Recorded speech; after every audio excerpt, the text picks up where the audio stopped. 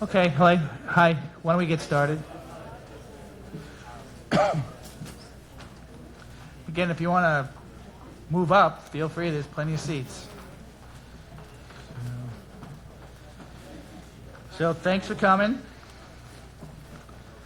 This is our second of many meetings, presentations as we evolve through this.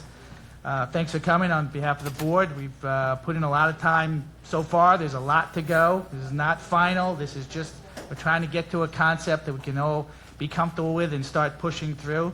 So again, thanks for coming. Lou Menudo, is Steve here? No, Steve's not here. Bob Bolbrook, Teresa Trouvé, Colleen Foley, John Delaney is here somewhere. So thank you on behalf of all of us for coming. Well, let me lay out a little bit of where we are, what we're trying to do, where we're going, and a little bit of where we've been. We're only talking about this tonight. This is not a general meeting, but thank you. So we hired last fall three what we think are world-class firms, and if you look into who they are, you'll agree. Buyer Blender Bell, Thornton Tomasetti, and 8 Inc. And Lou will give a little more background on the firms. But again, we're here to discuss this sort of first concept. A little bit of history. We purchased the building '92. We've certainly all seen a lot of different kind of plans. Certainly many before I was here, but certainly since I've been here, a lot of different kinds of plans. Maybe a high school, maybe a formal park, maybe assisted living, residential apartments, maybe Adelphi will use it, maybe Chaminade, move the library and Village Hall and other departments there. For lots of reasons we don't need to go into, they haven't moved forward. So these are our concept plans. We've not voted to accept this. We have a long ways to go, as I said. We just need to get a starting place so we can keep moving forward. And we'll, change and morph into different things, but we think this is a pretty good start. We decided when we were starting to think about what we wanted to do, we tried to address St. Paul's. It's been everybody's attention for 20 years plus. We didn't want to change the playing fields. Playing fields stay the same as they are. We're trying to preserve a good portion of the history of the building and maintain that history for future use. We're trying to maintain some interior space in the building, again, helping us preserve history. We're trying to address needs and uses we've heard from all our neighbors and residents over the years and perhaps were not considered before. Some were, some weren't. We're trying to develop a building with facilities that can generate revenue with the goal of helping pay for the maintenance of the history we're trying to keep and also new facilities and uses. We've attempted to balance those potential uses, with not creating an enormous facility that will require enormous parking or lead to overwhelming traffic or have us encroach on the fields. So we're really trying to balance a lot of different things, and it may not be perfect, but that was our goal. We believe the concept you'll see tonight and over the next few months does that. Is it complete? No, it's a concept. It's the first stage. There's a lot of work and analysis to come. We don't have final numbers because, again, we're developing the concept. Until we get to a concept that we're comfortable with, we really want to push, we won't be able to get to sort of full-blown construction plans and then have numbers. We have estimates, ranges, but they're really just models at this point. There's somewhere in here, there's a sheet over there, just as a model number. It's based on 60 million. It doesn't mean it's 60 million. It could end up being 40 million. It could be 72 million, okay? It all depends on where the concept ends up. So again, that'll be in the future. Going to work with third parties to figure out the financing. We'll work with third parties to generate how to generate revenue. They'll also help us with some of the conceptual uses. We're going to actually, as a matter of fact, we have a call next week with a nationally known firm who actually owns many of these facilities. They build many of these facilities, but they also operate them for other people. So that's just the first step in getting in more info and getting in help with the concept, and we'll start getting towards revenue as well at the same time. So a few more points and then we'll move on. We'd like you to think of this as a campus, okay? It's our chance to create a world-class campus at the center of our village for everyone. It's a true destination place. We have 3 buildings to incorporate into this campus: the main building, Clute Hall, and the field house. and please, this is important, it's not a sports facility. There's a lot of things we intend to do here. Okay, and as we go through it, we'll show you those different potential uses. It's not just a sports facility. Certainly that's part of it, maybe even a large part of it. That'll help generate some revenue, but there's a lot of things we'll be able to do with this space. Okay? So with that, Louis, why don't you jump in? Sure. Thanks everybody for coming. So what you will see here is, as Mayor Donnie said, an initial concept, and you'll also see during the course of the presentation that there are areas that we're kind of designating as unprogrammed. There's lots of space that we could put different functions in, and that's really what these community meetings are all about. As the mayor said, there are going to be studies done as far as what we put in that will generate income. The objective here is to construct something that obviously saves the building, benefits the town, benefits all of our home values, but also pays for itself, not unlike the pool, right? It's a really fantastic destination. Part of that is figuring out what really benefits everyone in the village once we program this building in this St. Paul's Center. That's also why it's tough to put a number on this, because, for example, at the last meeting, lots of people were interested in putting in a pool. We hadn't shown a pool. Lots of people are interested in, we're very interested in putting in a STEM lab. How much of a computer STEM lab do you put in? How little? All depends on how we program the building. Also, the nursery school came up, right? So to put a number on it at this stage would be a bit short-sighted. There's a range, which we understand. But until, as a community, we really understand what's going to benefit everyone, it's going to be hard to put that into play. But notice those spaces, and I would encourage you, so that at the end, during the Q&A, we could talk about that, what we think we can also fit in here, what we think are the best things. We will have those third parties come in and tell us, as we have heard already, the ice makes money, indoor turf makes money in the winter. We've heard certain things, rooms for rent for parties, things like that.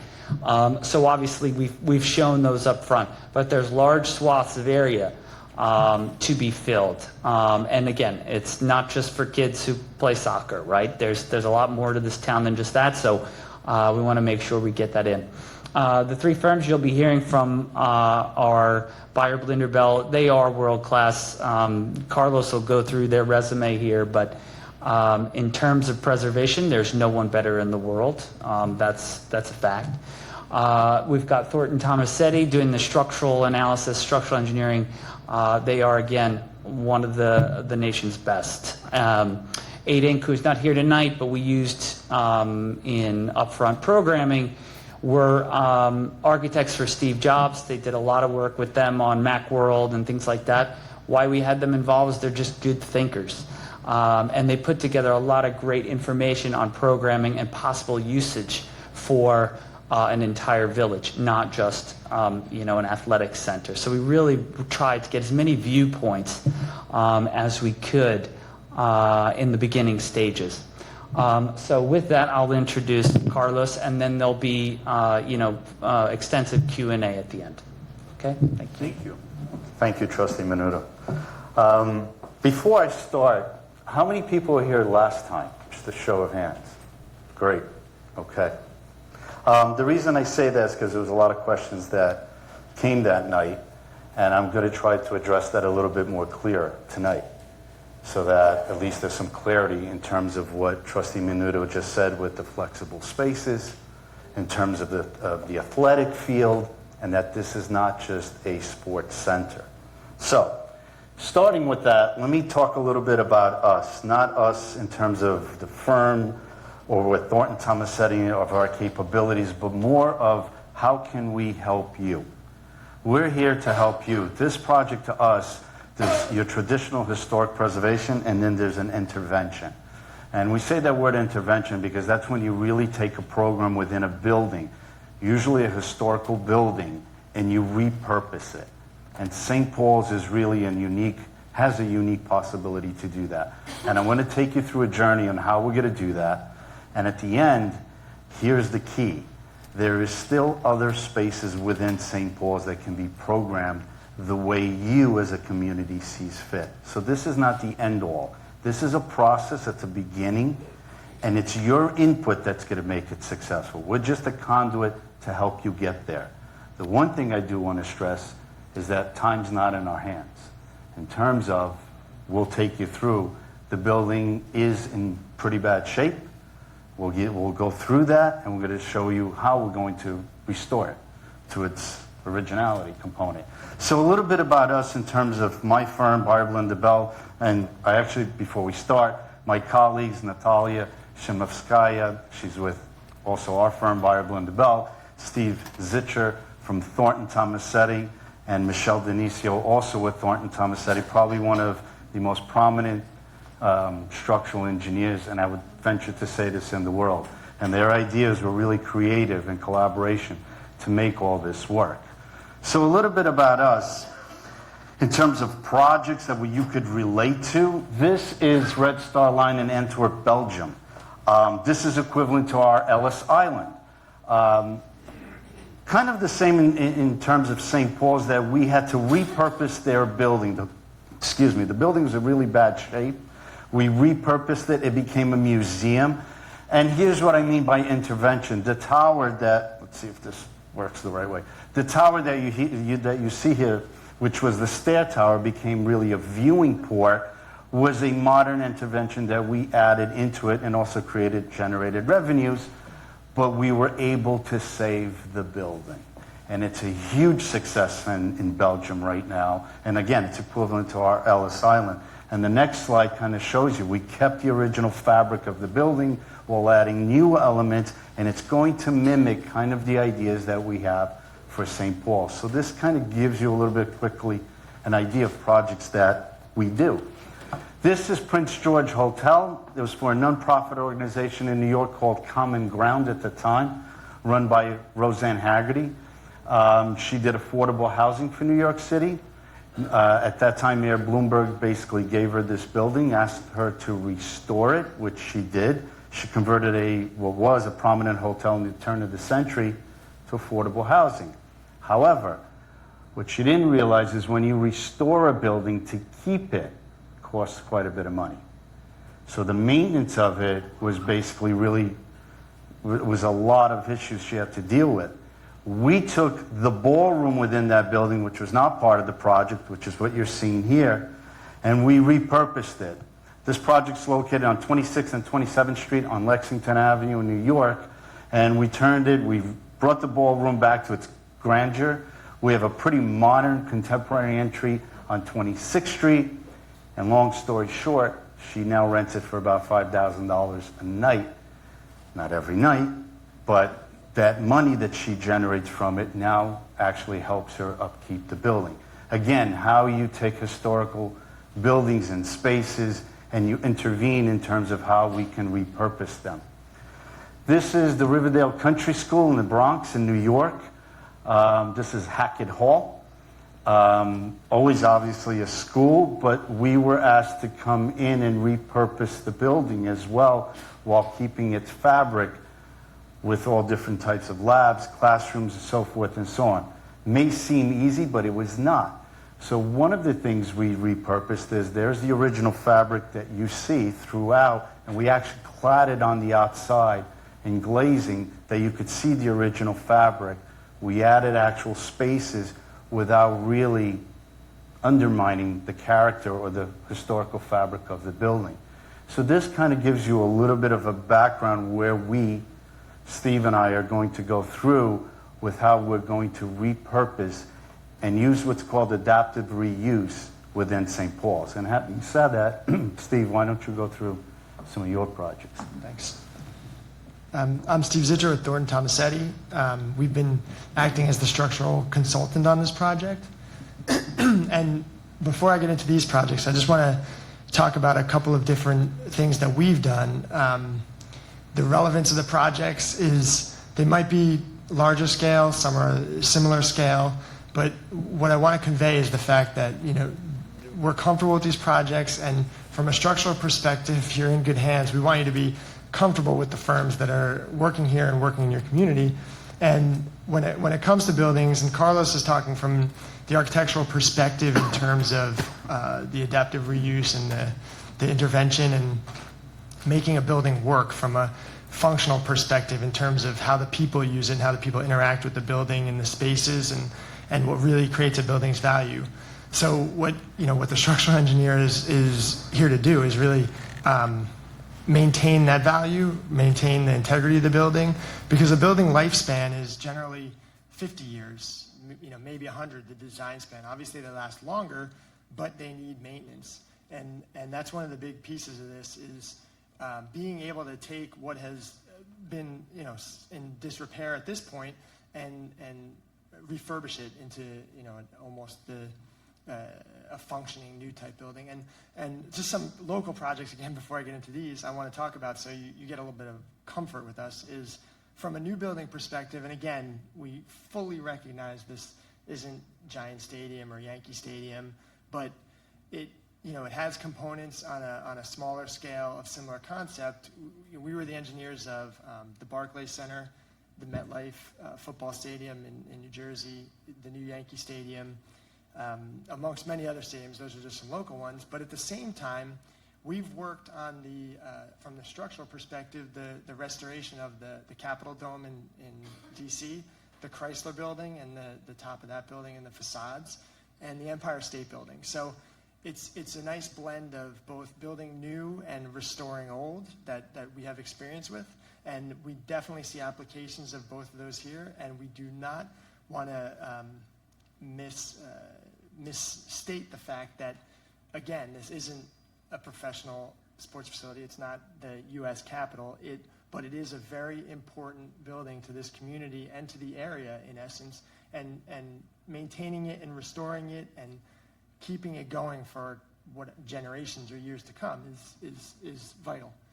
So just a couple projects from a similar kind of perspective. This is one in Princeton we did, and Carlos showed some projects, similar kind of feel in that it's an existing building. And again, buildings have a lifespan, so you can continuously maintain them and have the same building, or you can look to repurpose them. Maybe they become a better function, a more useful function for modern times.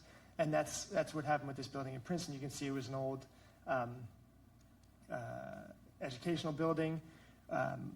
We came in, added some additional space, added some additional feel, added some more light, made it a more modern functioning building. This is a building in Milan, Italy. It's the headquarters of the government of that region. And the reason I show this one is this is a very modern building, very different, but this is office buildings. But the roof of this building or the roof of this piazza, I should say, this is an outdoor space here, open to outdoor air. But this is a membrane roof, which is a similar technology that we're proposing, or one of the options for what we're doing here to cover the sports fields, which to make them accessible all year round.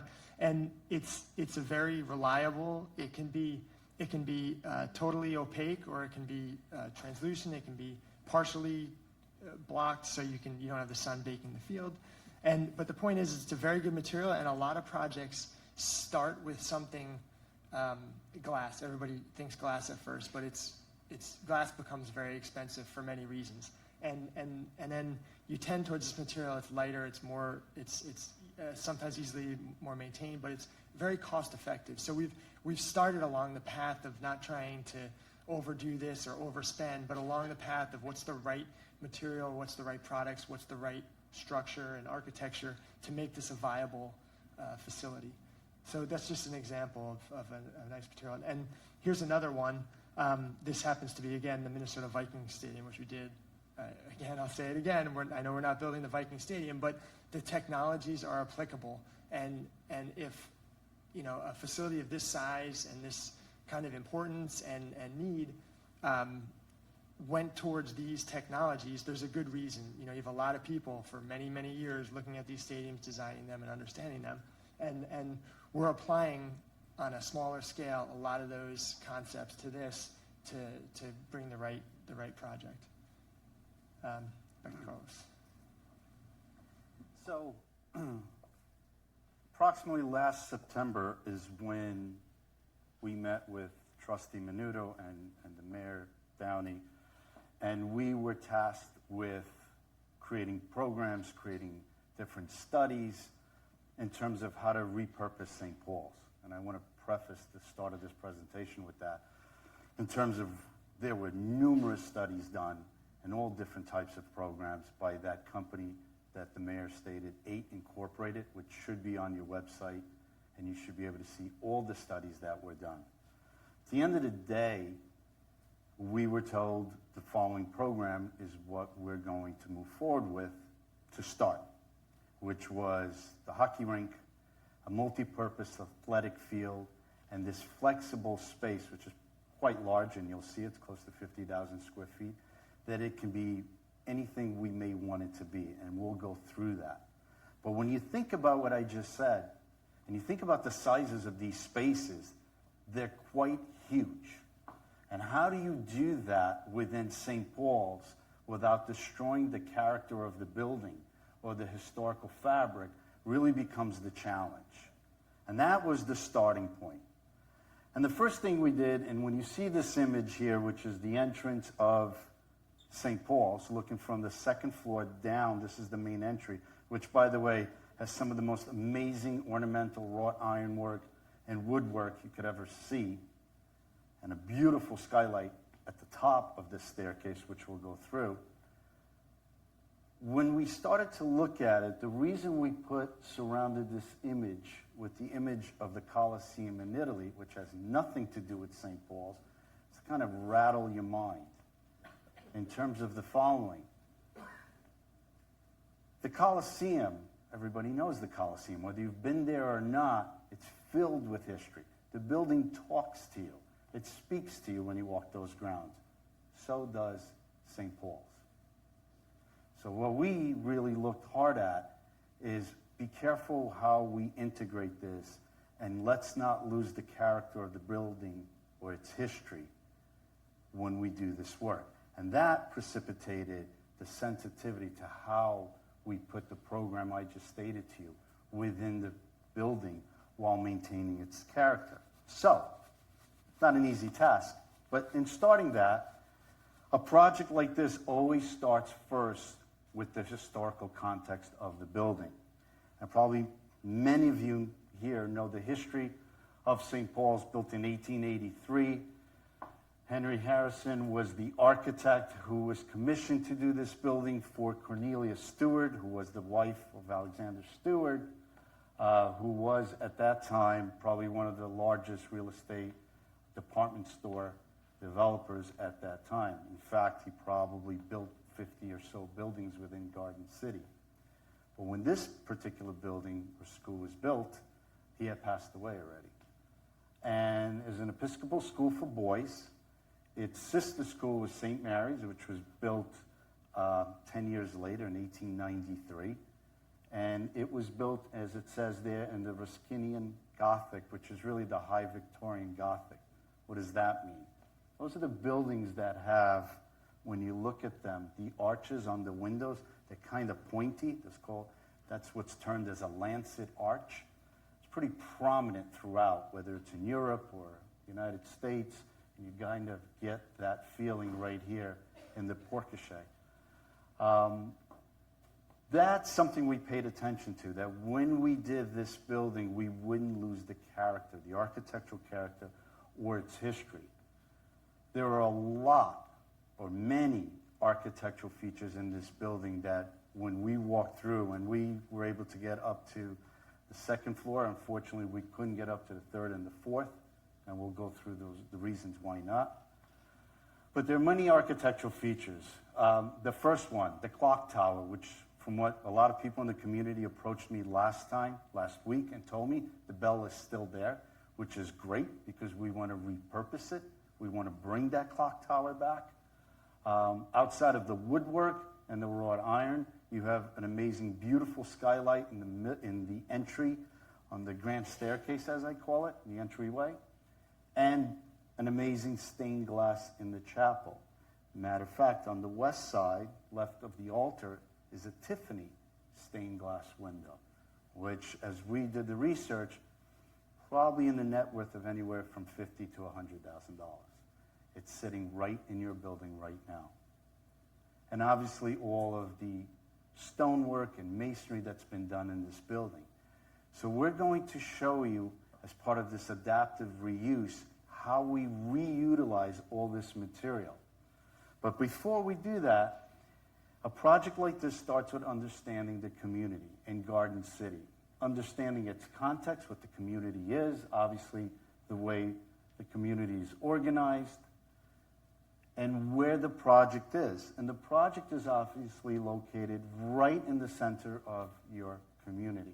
And the reason we look at that is because when we're given a program, we just don't say, okay, that's great, let's move forward. Does the program work? Or is it the program that's being asked of us, is it viable? Sometimes it's not. But actually the program that's being asked, given that it's in the center of town, given what it is, it actually is pretty conducive.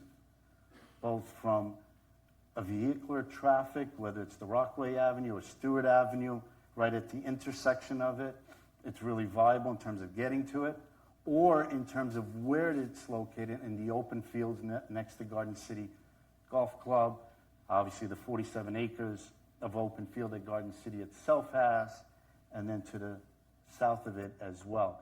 So it's a pretty viable location in order to accommodate the program, at least from a programmatic point of view, of what it can be. The next step is, what's the existing condition of the building? I use the word intervention.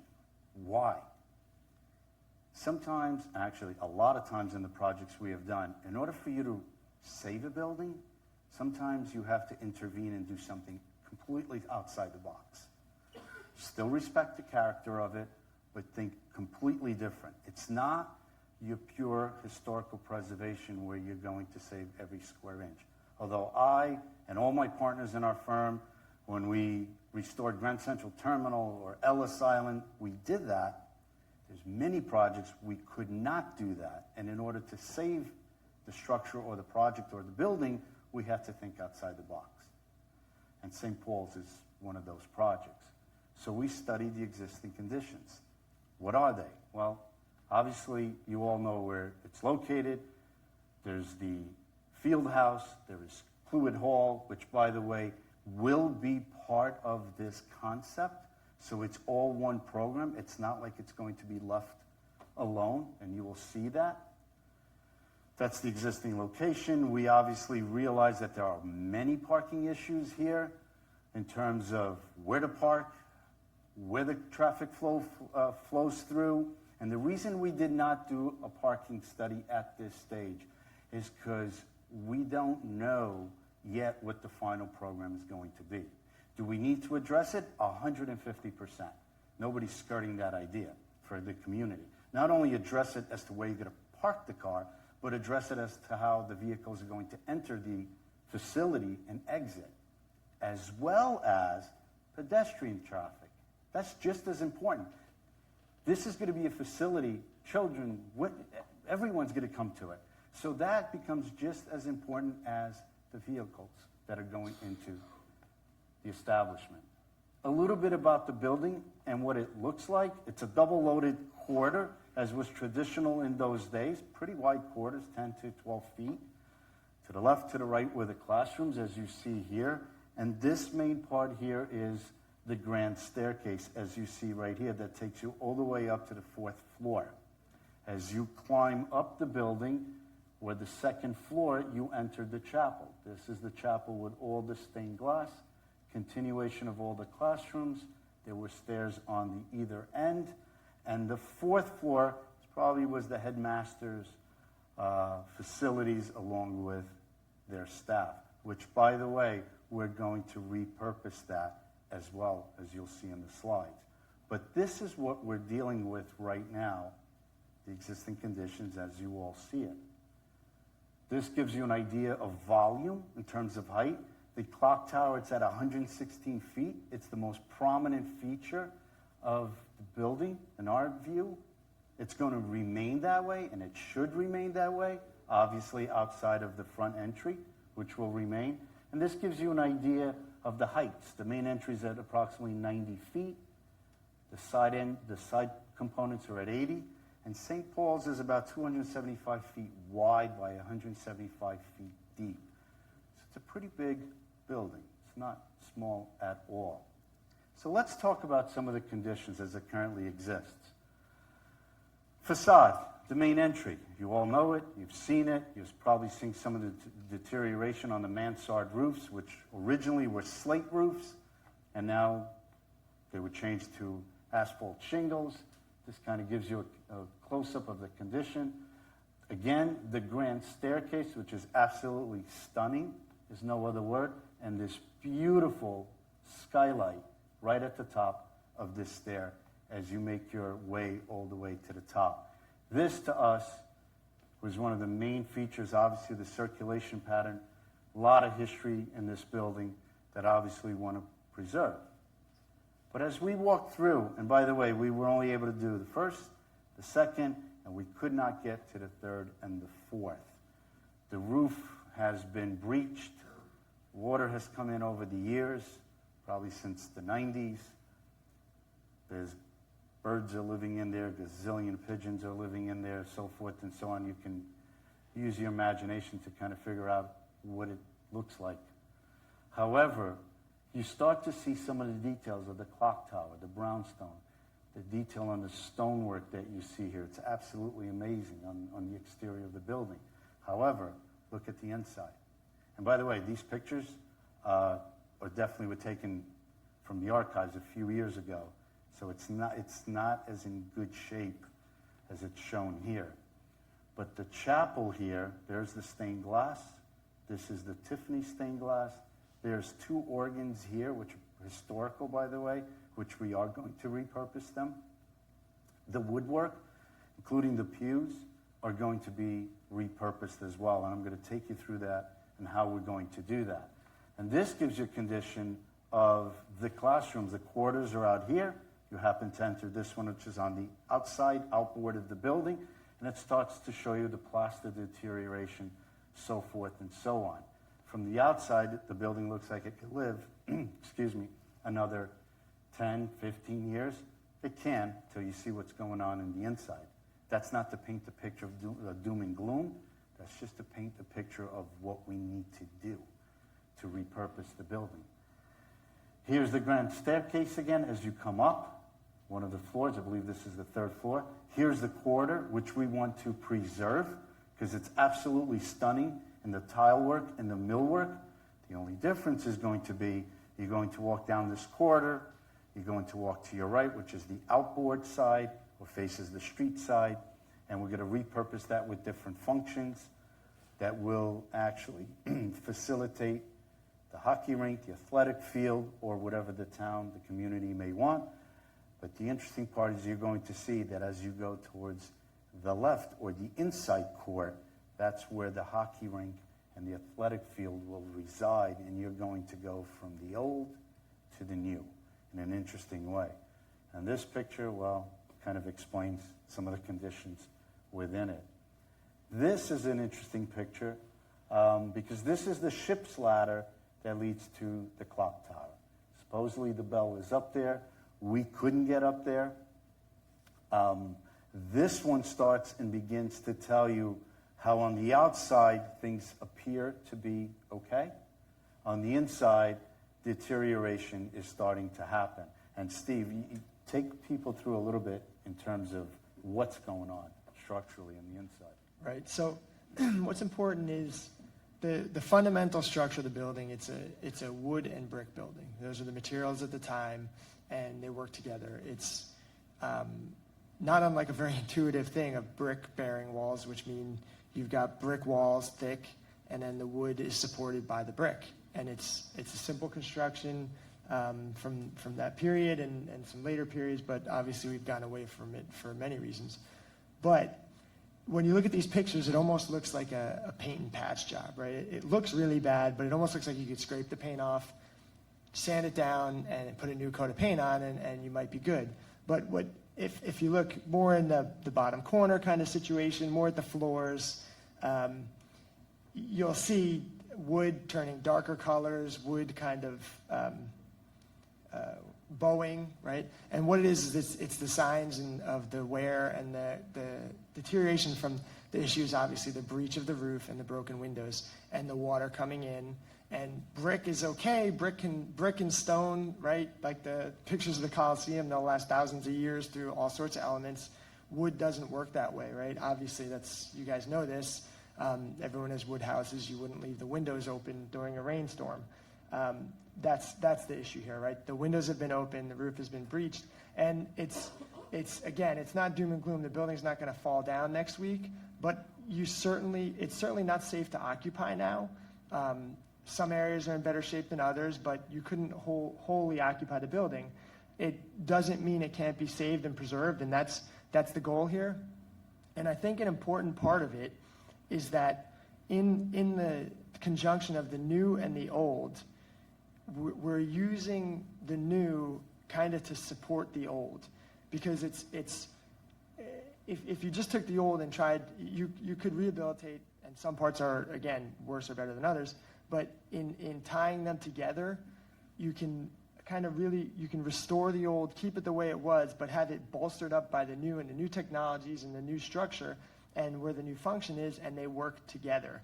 So that, again, the story of maintaining the old and keeping the history, but providing something new, not only from a programmatic and functional perspective exists, but from a practical perspective of kind of saving the building and making it a robust, again, long-lasting thing that will last for years or generations, whatever you'd like. And just to continue with some other slides, which is this one, and Steve, you could talk about this, but you could see the deterioration already happening on the roof from October 17 to May 2018, and that's a perfect example. I wanted to just in thinking, a building is not unlike a person, right? We have an aesthetic and architecture. We have bones, which are like a structure, and when there's certain injuries you get if your knee starts wearing down, right? You don't feel it. All of a sudden you feel it. It's different if you get in an accident or you fall and then something hurts, but when your knee starts wearing down, you don't feel it, and then you suddenly feel it. So this is, obviously you see something here, but it's not 100% certain, when that moment is when your knee's really going to start to hurt, but it's been wearing over time, and then you start to feel the symptoms. Here we have some symptoms, but we have to be careful because there's going to be that moment in time when there's the real knee pain and something worse happens than just some deterioration of wood. And again, it's not the whole building that's going to come down, and it's people aren't in there. So, but the more you let happen, obviously, the more work it will be to bring it back to restoration. Whoops. And this is further conditions in terms of the interiors that we were talking about, right? Yeah. From the outside, you can see on the chapel right here, things appear to be fine, but here's the structural elements that are being deteriorated. Yeah, the real intent here is to give a view or perspective to people who haven't seen the inside. You've driven by and you've seen the outside, but again, it's a visual, and then it's an understanding of what's going on. And that's what we're trying to just make people understand. So let's get to the part, because it's not all doom and gloom. How do we preserve, how do we save St. Paul's, and where do we go from here? And I know from last time there were a lot of questions directed towards us and the trustees in terms of we could have saved, we could have done more for it. And look, we could, we can. I think our goal here today is to take what you currently have and help you get to a point where we preserve this building and move forward. Time is not on our side right now. Something needs to be done. I really don't care if we don't do this, but I would just beg you to do something to preserve the building and move it forward from a community point of view. So our goal here is really to just help you get to the next step.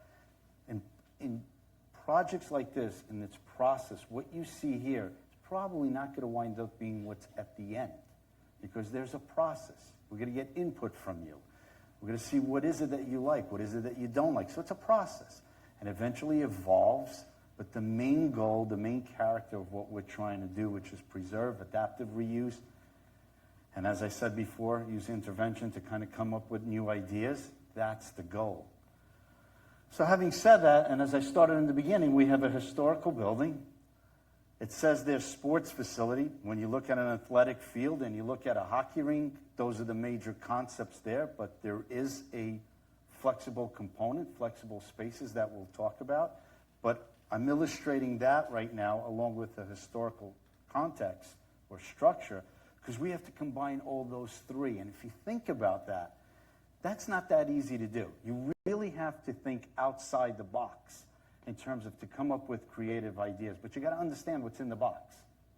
And to do that, we start with some simple diagrams to kind of really shake your mind to the thought process.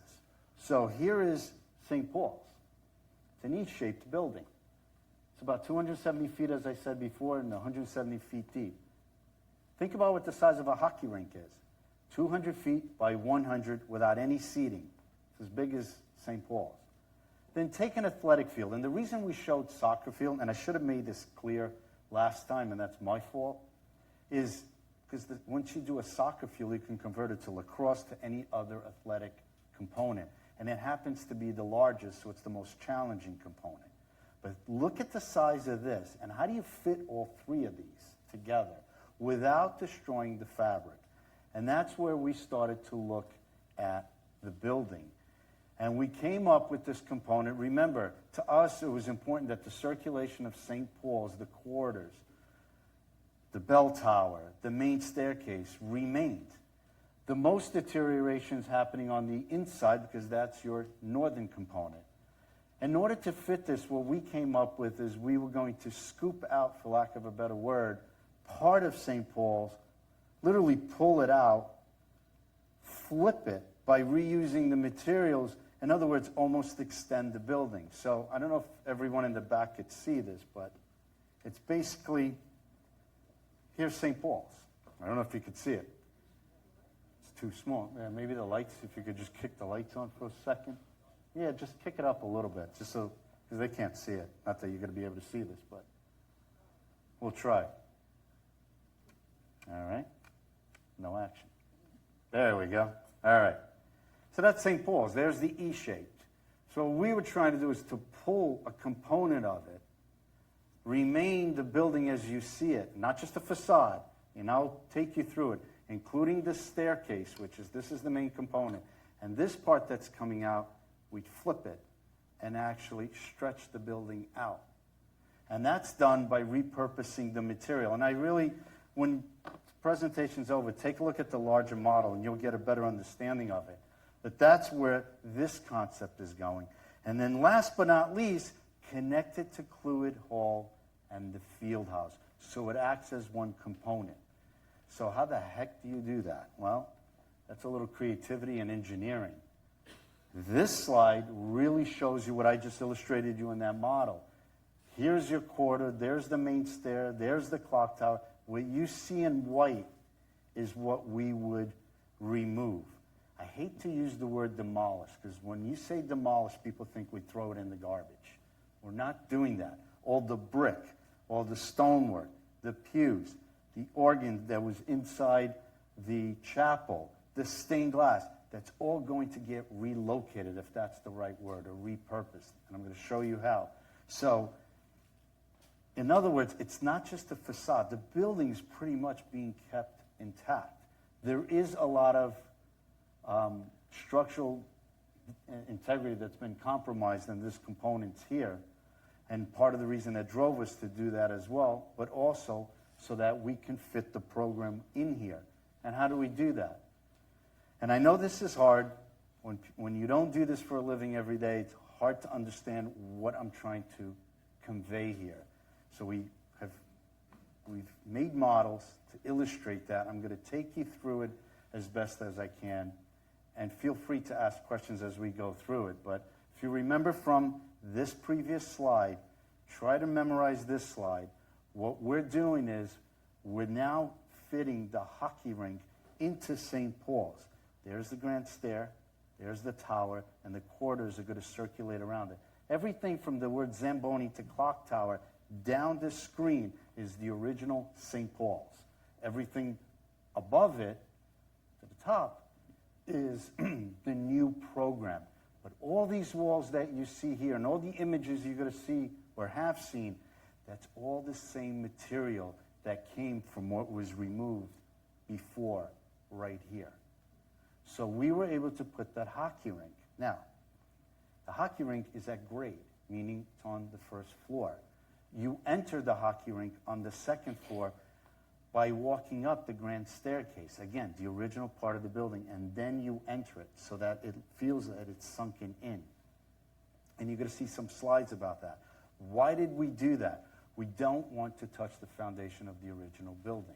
Because when we do that, not only does that become super expensive, but we're undermining the fabric. And that's when it teeters on a little bit dangerous in terms of engineering, quite a bit difficult. But this does, well, this has your hockey rink here. What happens to the back on the first floor, which we're creating another lobby entrance on the back?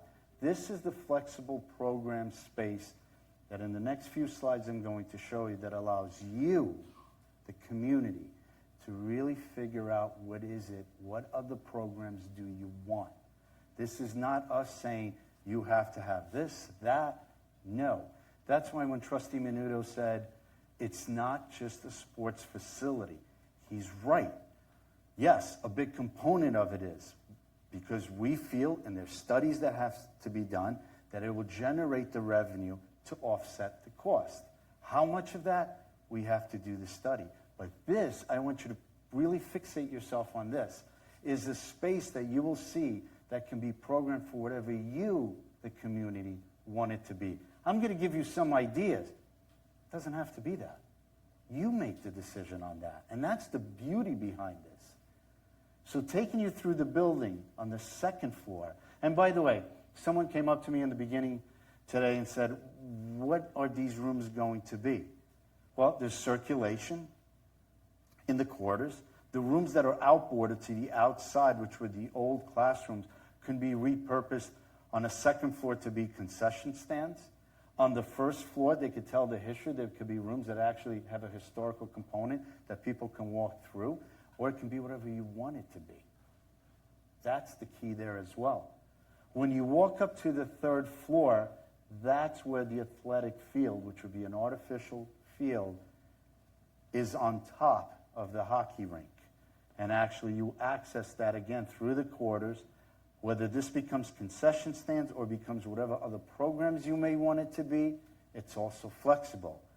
The fourth floor actually becomes the administrative offices because you are going to need support spaces. Does it have to be? No. Can you put it somewhere else? Yes. There's a lot of flexibility. The roof structure, which you've seen slides in, if you look at the model, it looks like this domed component. It's actually a fabric structure, a tensile structure. It's light. It allows the light to go both in and out. It's translucent. And the side panels are glass, and they're operable. Why? In the winter, when it's closed, sun will be able to go through, and it's kind of has a greenhouse effect. It will warm up. In the summer, you don't want that because you'll boil in there.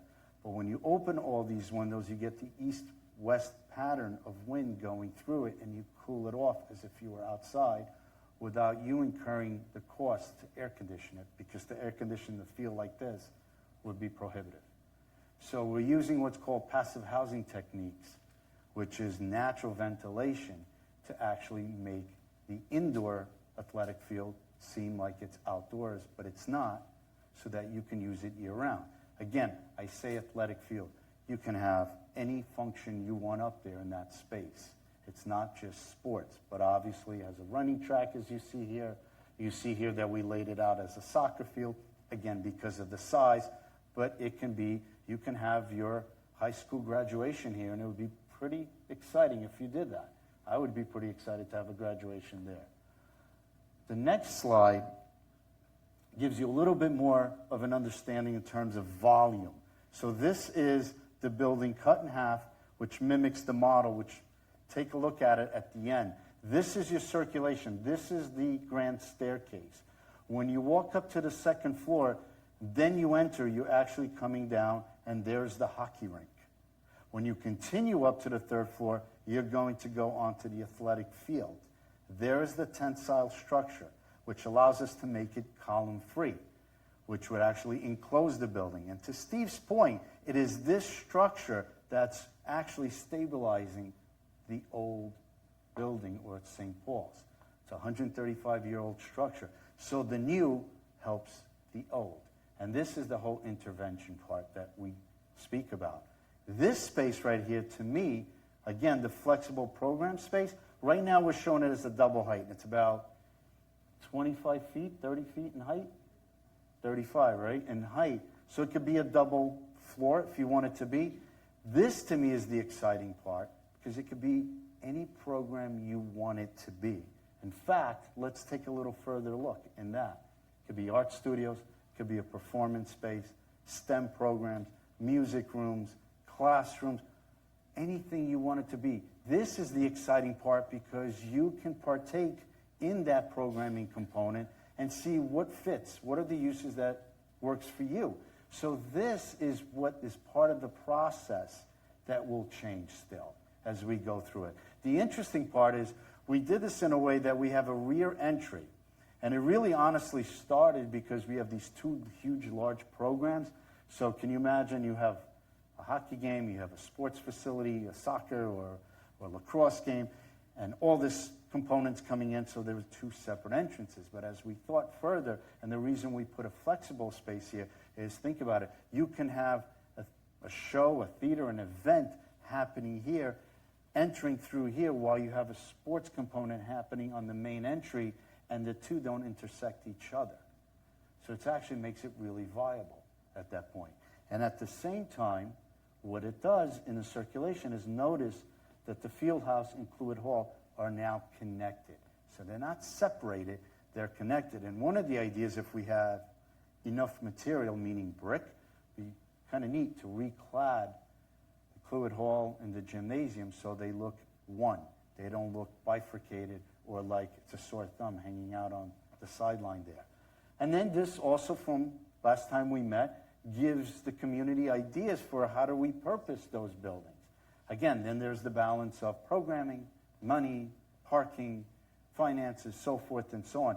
But this becomes one component. And yes, there's the parking. This was a diagram of where the parking would go. What is the number of parking spaces? I don't know.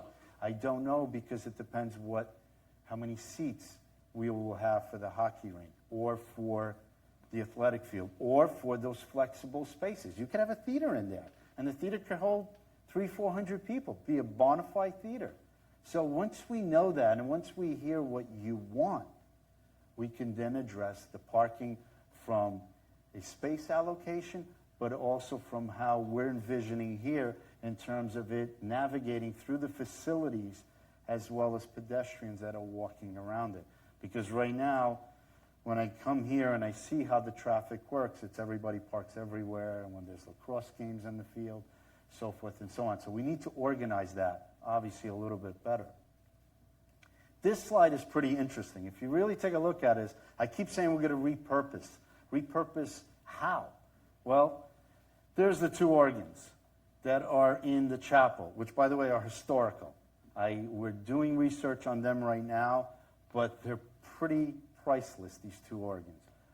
We would put them back on the stair tower, which was the third floor overlooking the chapel at that time, within the hockey arena, because hockey during the early days of hockey, they played the organ. They actually repurposed it. So we want to actually repurpose it again. Does it have to be there? No. It's an idea, but it's repurposing them. The wooden pews you're going to see in the renderings in a few minutes are actually going to be on the second floor as you come out of the east and the west wings. They're actually going to be repurposed that you can come out, it overhangs, and you could see the hockey game or figure skating or whatever the event may be through those components.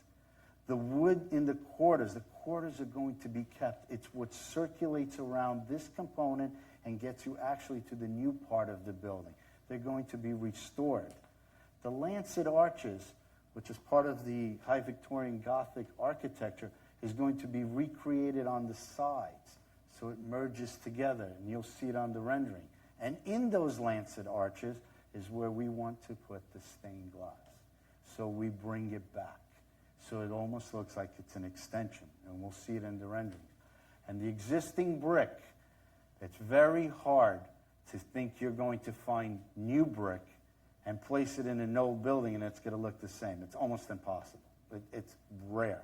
We want to take the brick, repurpose it to build all of the new components so that it looks like it's one unit.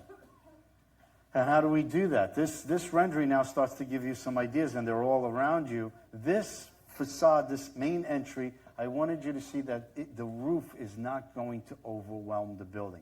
I absolutely find it atrocious when I see architects come in and add these additions to buildings, especially historical buildings, and it overwhelms the original building. That's not what I call adaptive reuse. That's just an ego trip. Here, what we're doing is we're cognizant of the height that the main entry, the stair tower, would still be the prominent feature along with the clock tower. And it does, and that's why we use the curved shape to also have a gentle form and not really be overpowering. This is a perfect example, the southeast view, the Rockaway Avenue and Stewart Avenue, where you begin to see, obviously the building is the original fabric, including of the clock tower, which we can have it become a stair that gets you to not only the athletic field, but get access maybe to the clock tower. It would be great to have the clock tower and the bell repurposed, and actually where the bell works again when there's events in town and whatnot, the way it originally used to be. This starts to give you an idea of, we have two stair towers on the very end. They're just needed because of the quantity of people. So we thought that would be a little bit creative to create these end notes that mimic the mansard roofs on the original building, including the lancet arches that you see here. And here you start to see the rear view. The brick would be the same. There is the stair tower on both ends, which has the shape and the architectural features that are prominent on the original building. And here's the lancet arches that would go through. This is the outside. This is all glass, which is operable here. And you literally go in and circulate through the building. And through these components is where we would place the stained glass. We don't know exactly where or how, but we would definitely repurpose them. And this becomes more of a contemporary entrance. And there's a reason why it's concave like that and scoops in. And that's to allow for drop-off if you have large events, especially if you decide that this should be a theater or a multi-purpose event that you may have. A lot of people coming in, it really makes a more comfortable drop-off zone. And obviously it has a different context to it. This rendering that you probably have all seen is a little bit misleading, and it's one of the reasons we didn't want to put the handout, which you're going to have when you walk out of this presentation, because this seems to think, or to illustrate, that the rink is open to the outside. It's not. What we did is we peeled away the roof, we peeled away the athletic field, and we peeled away the second floor so you can really get a good visual as if you were standing there, because I have to be able to illustrate to you what it feels like to be in a space of what this particular space would look like. These are the corridors. These were the doors that entered to the classrooms that were here, which will remain. And this is the idea that you're going to walk through the original doors into a hockey rink, because these are where the pews would be overhanging the hockey rink. The actual seating, remember, you come in from the second floor and you come down, would be all around. How many people, what size, that's to be determined not only by you, by how much money we want to generate revenue-wise, so there's a lot of options. But what I thought was really intriguing is we would encase the grand staircase here in glass so that you can appreciate the beauty and the craftsmanship that this building has. So this is one component. The other component is now we place the athletic field, and we strip away the roof. You're on the third floor coming in. And again, you're circulating up the main staircase in order to get to all these spaces. You constantly have to go through it. So we need to be creative in how we do the circulation that continues to tell the history of St. Paul's and the community of Garden City. So here you get to see, again, the track and the soccer field that we drew here, the seating. Notice the clock tower is still prominent. Obviously, there would be the roof doing this curve component that would enclose the soccer field or the athletic field with the windows on the side. But notice here the entrance on the back. And this is to give you a context, whether it's buses, whether it's cars, there would be a large lobby to allow and be functional to hold events. Here's actually the clock towers in the same style, mansard roofs that you see on the original building. And notice Cluett Hall and the Fieldhouse are connected, so you can get to them from what now is the whole St. Paul's complex. So this actually becomes a prominent entry for whatever you want to do, because the flexible space is under here. Remember, whatever it is that you want to do. So that actually could lead into the Fieldhouse and the Cluett Hall, so forth and so on. So trying to illustrate what this can be and the feeling that you can get when you enter this building. And I think that's really one of the really important parts for me, because this to me becomes a destination. It's not just a mere project. It has history. It has the community. It's been 30 long years, and I've read all the history of the community in terms of fights and the battles and everything. And this, I think, is a perfect time that we can come together, build a destination component, really a transformative one. Because this is not just for the community, this is for the future to come. And it gives you the flexibility to change it. Not change the building, not change the historic fabric, but change the function so it's never stale, it's never stagnant. And that to me is what excites me, because let's face it, technology changes, programs change, and that costs a lot of money. But having a flexible space that you can change, even on a yearly basis. Maybe you want to repurpose that to be a theater because you're holding events, the arts, whatever it may be. And all of a sudden, maybe the following year, you have a STEM program. That is pretty exciting. And it's not just about being a sports complex. It's about a balance. So what I like to do, and to end it on this note, is we thought the best way to give you a feeling of what it could be to enter this building from the main entry and at least get to what we could do was the hockey rink, is kind of do a movie, or a fly-through as we call it in our industry, to give you a concept of what it would feel to be in it without actually having built it at this point. Let me just run through the movie, and then I'll take the questions through it. So let's start with that, and go for it. Yeah, can you just...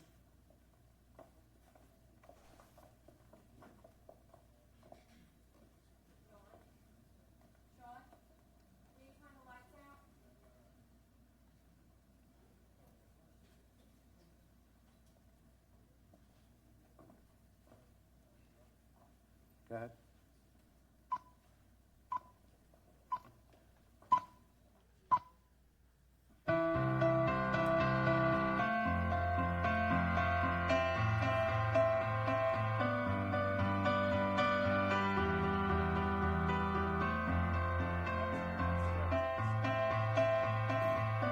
Those are your original hall, right?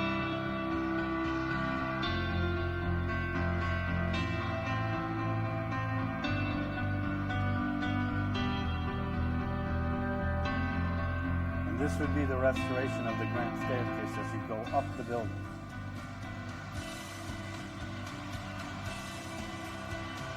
And your skylight.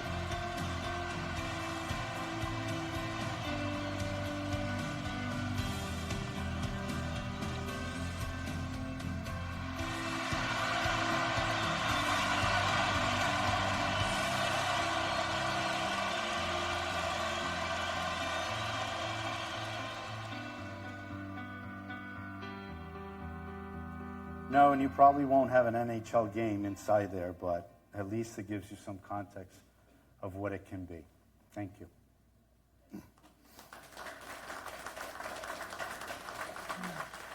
So we'll do Q&A, get the lights back on, but two things I want to note. first of all, we keep saying over and over, it's not just a sports place, okay? Yeah, you see highlights of it, but there's a lot of space we could do other stuff with, okay? That whole flexible space. Plus, we still have Cluett Hall. I mean, we're envisioning, take Cluett Hall, clean it up, insulate it, air condition it. We had to be here instead of Cluett Hall, right? It would be perfect to be at Cluett Hall. But you need to insulate that building, put in air conditioning, make it a performance space or dance space, whatever it might be. It's perfect for that. It has a stage, you know, it'll need work.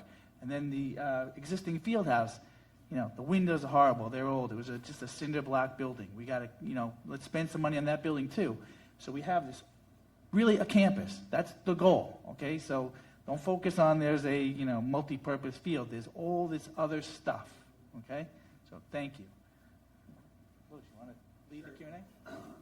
We could start some Q&A if there are any questions.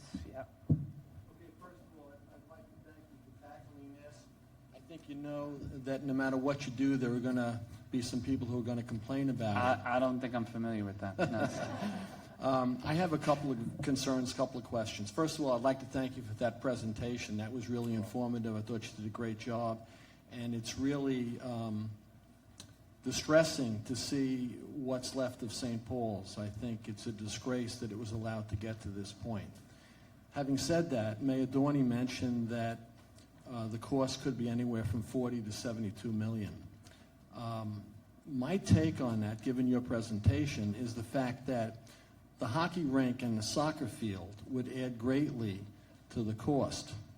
It's been said a number of times tonight that it's up to the community to determine what goes behind the facade. Sure. But I get the impression that it's not up to us, that the hockey rink and soccer field are a fait accompli. Is that true? No, it's not. So the reason why we put those two things in there they are components that will generate revenue. So the idea of this is not only just to, you know, have a capital project, but to have it take care of itself over time. So that's why we keep saying, as we program this, we can't just fill it with things that are really fun to have that won't necessarily return on our investment. The objective here is to create something that can pay for itself the way the pool does and the way the other amenities in town that we have. If we say, you know, we don't want to have a field and we don't want to have ice, well then what are those things that generate money? We're open to anything. Like I said, people talked about a pool last time. We have a great swim team in town, and folks are concerned that we might be leaving them out in this concept. We'll have to do some studies as we progress this concept into more of an operational project. We're going to have to say, okay, what is the cost for an amenity, and then what is it going to return for the yearly upkeep of the building? We want to minimize the effect to the taxpayer, so we're going to have to put things in there that make money. In the early studies that we saw, ice and a multi-purpose field, they make lots of, especially the ice, makes lots of money. Pool is a very expensive piece. I'm not saying that we can't do it, but we're going to have to know that going in, that it may not return the way other things might.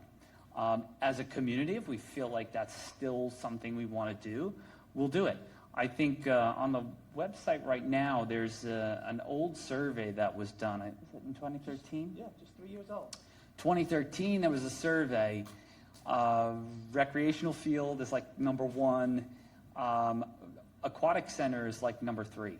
So not much has changed actually in the past 5 years or whatever. But we're going to have to see. STEM lab is something that we keep hearing over and over. And I think everybody knows Chaminade's built a $26 million STEM lab of their own. The kids that go to GC High will not have access to that.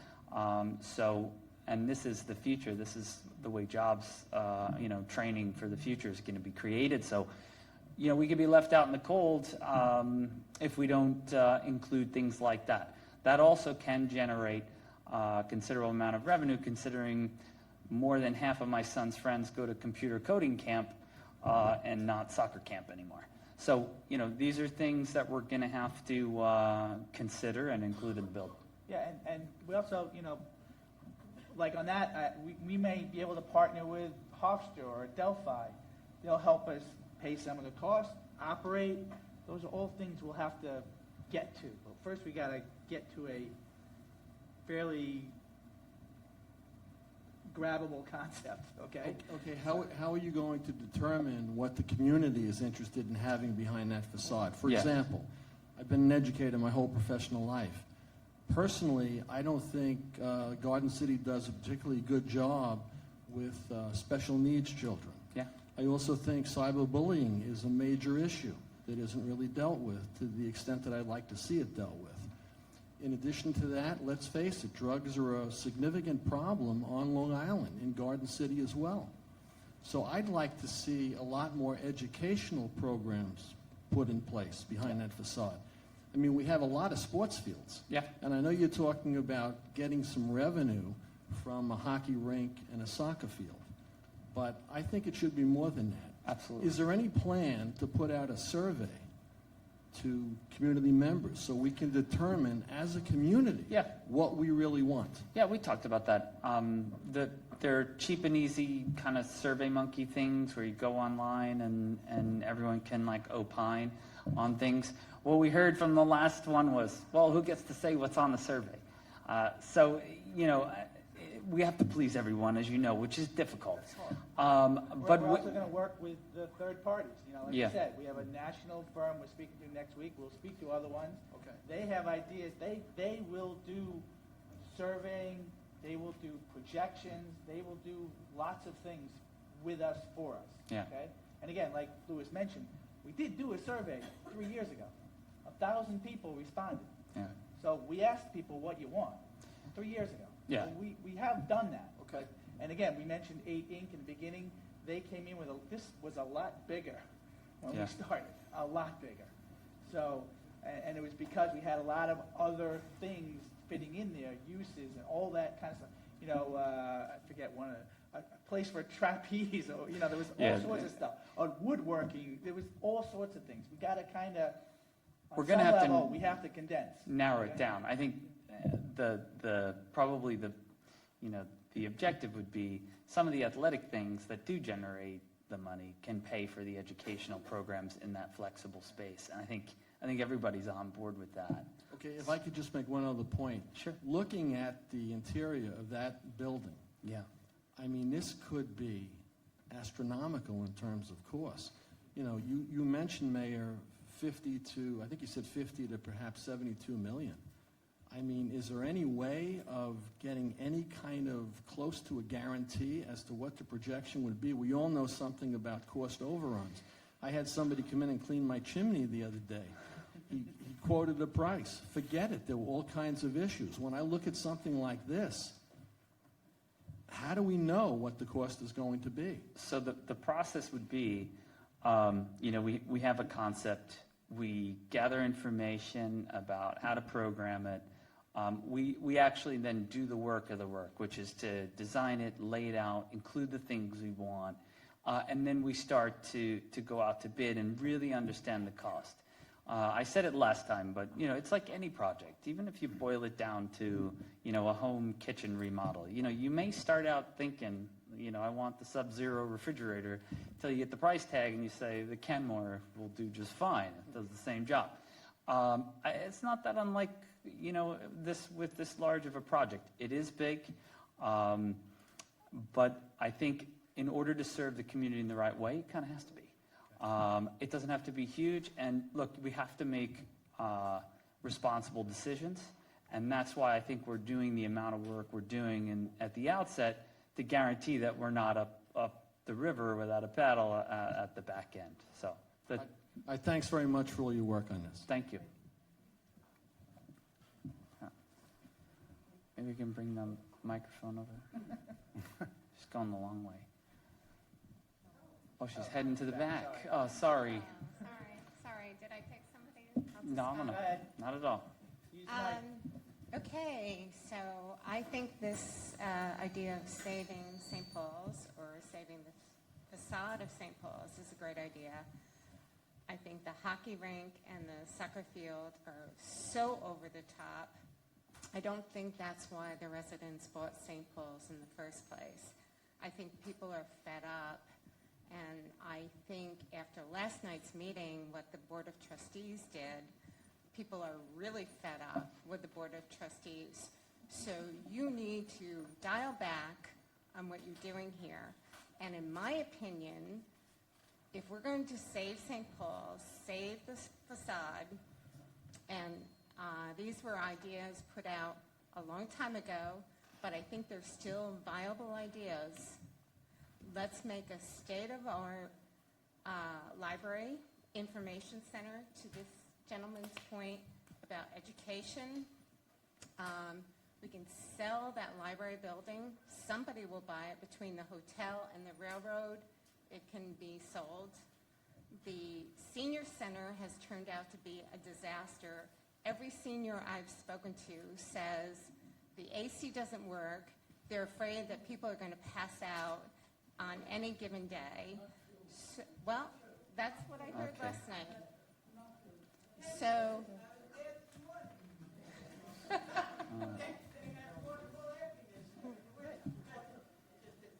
so I am very concerned that this is way over the top, that the people, the residents, won't buy into it because of that.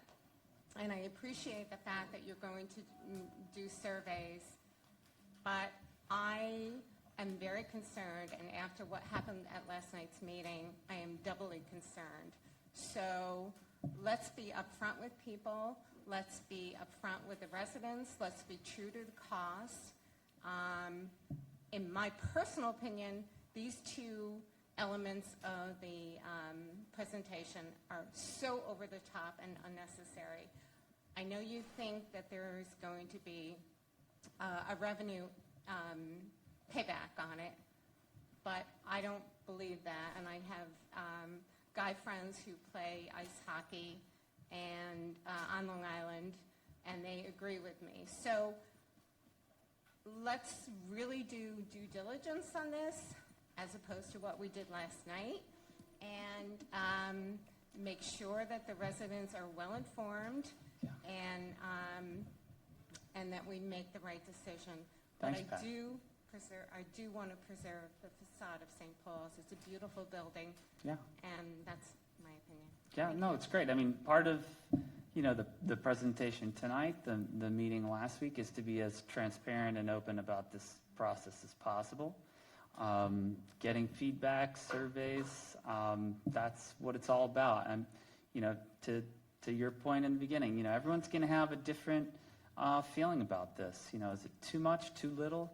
As we go through, I will say in, the short amount of time that this has been revealed to the public, no one says they don't want certain things. People have been telling me we should add this or add that. So it's a good point. We do have to be responsible and make some good decisions.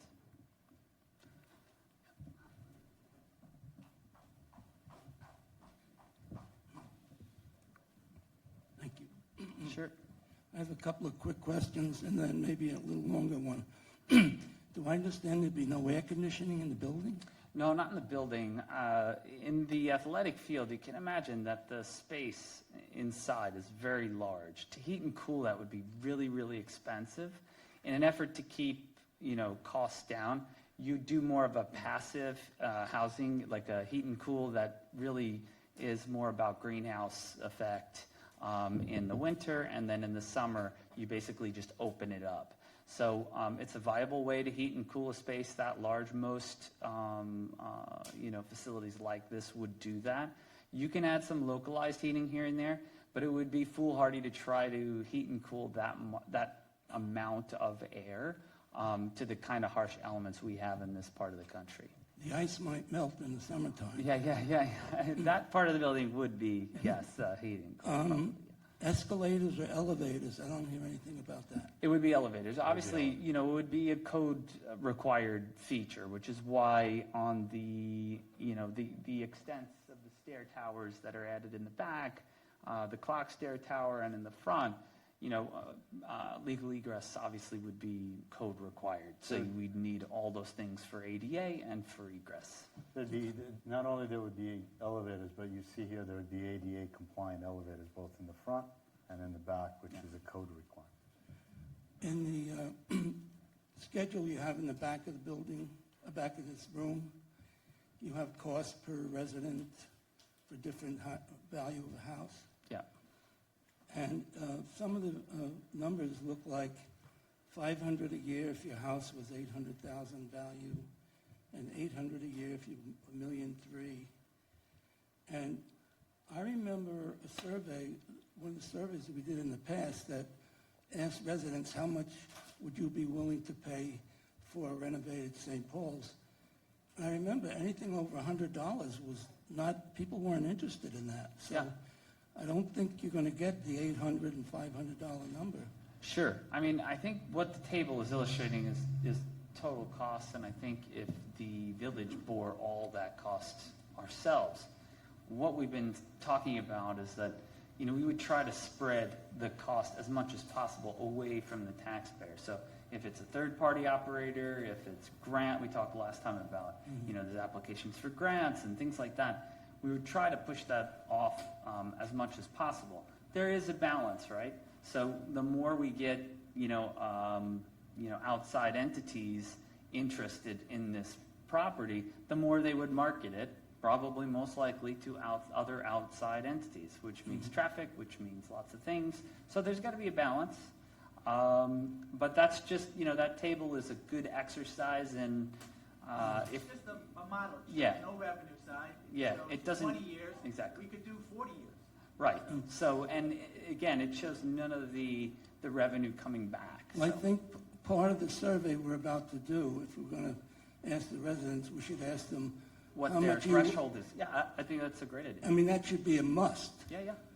How many would be willing to spend $500 a year of increased taxes? Yeah. And if the revenue projections don't come Pan through, out. Yeah. then that means taxes go up? I think there's a couple of things too with the tax, and any business plan, right, assumes a certain amount of risk, but we would aim obviously to minimize that. There's also the threshold to the individual taxpayer, but then let's also talk about what this would do for home values. I think we all know that the generation coming in, okay, they chase amenities. We know this.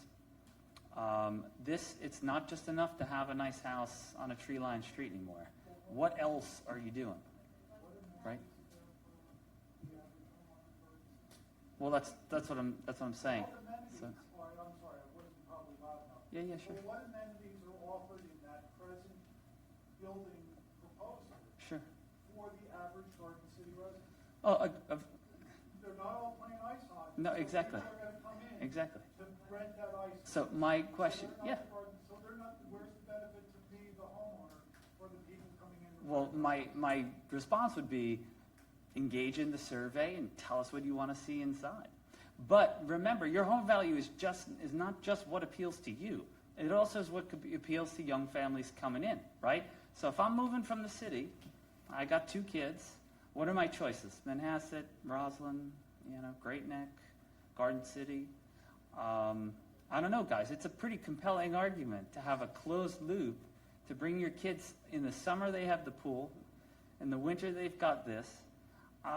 There's not a lot of downside there. Again, it has to be filled with things that are compelling for people. But we suddenly come a lot more attractive to that home buyer than we were 2 years ago when this was, a ghost of a pigeon shell. There's a balance. I would say the more feedback we can get, the better. But we do want to appeal to people coming into town and the future generations of people who live here. One final question. Sure. The less, I'm sorry, No problem. the more you seek revenues from outside, the less you're going to have usage for residents, sort of like what this Agreed. gentleman just said. Absolutely. That's why I say it is a balance. You know what I mean? So there are lots of studies to run, and that we don't say that flippantly. it's essential to the success of the project. So I think he's got more of a question maybe. Yeah, this is good dialogue. It's a must-have. We have to go through this process. One of the selling points that was made was, think you have an ice hockey game going, and you have the track and field event going on upstairs, and you have several different programs going on in the multi-use space. Has anyone considered the traffic Yes. ramifications for that small Yes. intersection Yes, there? we have. Or even, when we have the Parking. parking, one. the parking, we don't want it in front of the building, obviously, that would Obviously. interfere with the facade, so we Right. put it in the back. But we have all the people coming in the front of the building so that they can use the grand staircase. Yeah. So they have to walk around the building to enter. Right.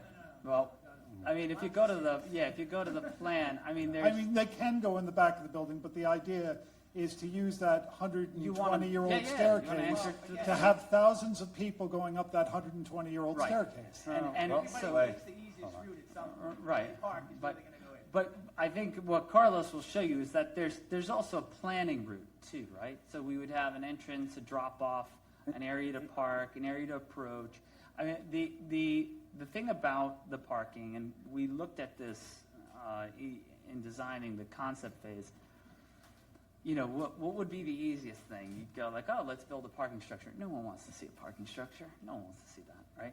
Okay, let's dig one up. Let's put it underground. That's very expensive. Go talk to some of the guys in that orange building in Adelphi, right? So what we're trying to look at, and what we will need to look at, is a density study of what we put in, to your point. How many cars is it going to generate? Where are we going to put them? And what's the most cost-effective way to put them? So if anyone's ever been to St. Paul's on a Sunday during lacrosse season, we don't want to be parking on the grass and up on Stewart and chasing our kids out into the street after balls into Stewart Avenue. Bless you. So that's a consideration that needs to come with the density study once we understand the programming of the building.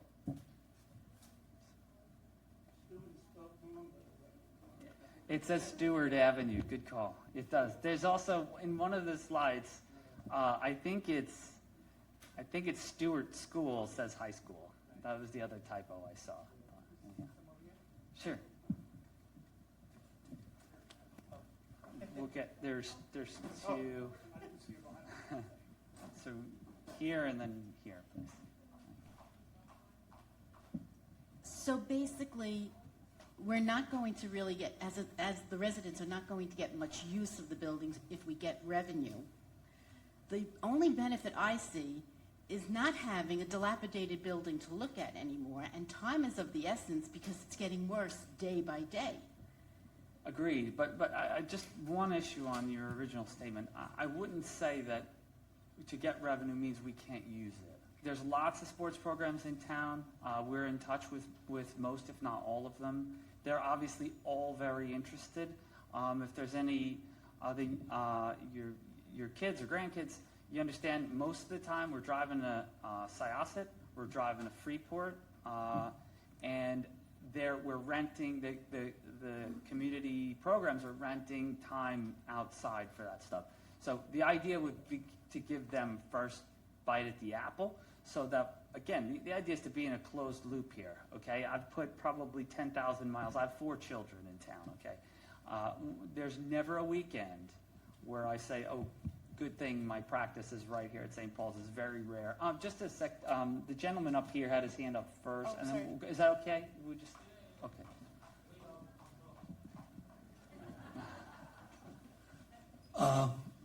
I think this is a very exciting proposal, and I think it's great that you've repurposed many of the features of the building. I'm so glad that the porte cochere is going to stay.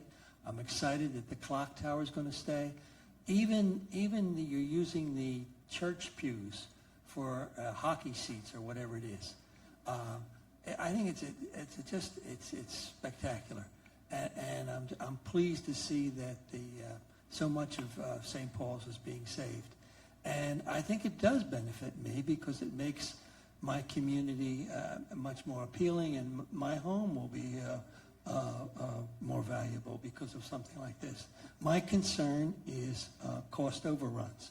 And I think St. Paul's, the senior center, there was a lot of cost overruns. On the other hand, the school investment bond of 10 years ago came in, I think it was $35 or $40 million. It came in under budget, and it came in on time. So I'm pleased that the former school board president, Colleen Foley, is a trustee now, and I hope that the mayor will use Miss Foley's expertise for whatever she did with that school bond to bring it in under budget and on time, because for this very exciting proposal. Yeah, thank you. Thanks.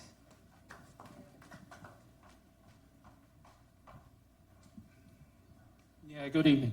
I've been hearing that they're going to be saving the inside facade and whatever embellishments they have. I'm just concerned with the fact of how much they're really going to be able to do. The fact that inside the wall, you don't know what it is. It may be filled with mold. The wiring is going to have to be all ripped out, so probably the plumbing and so on. In order to get there, you got to take the walls down. Yeah. So this is going to be something that you're saying that you could do, and I don't think it can be done.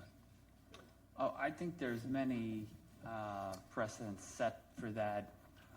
Carlos, maybe you could So the take next phase, I mean, anything can be done.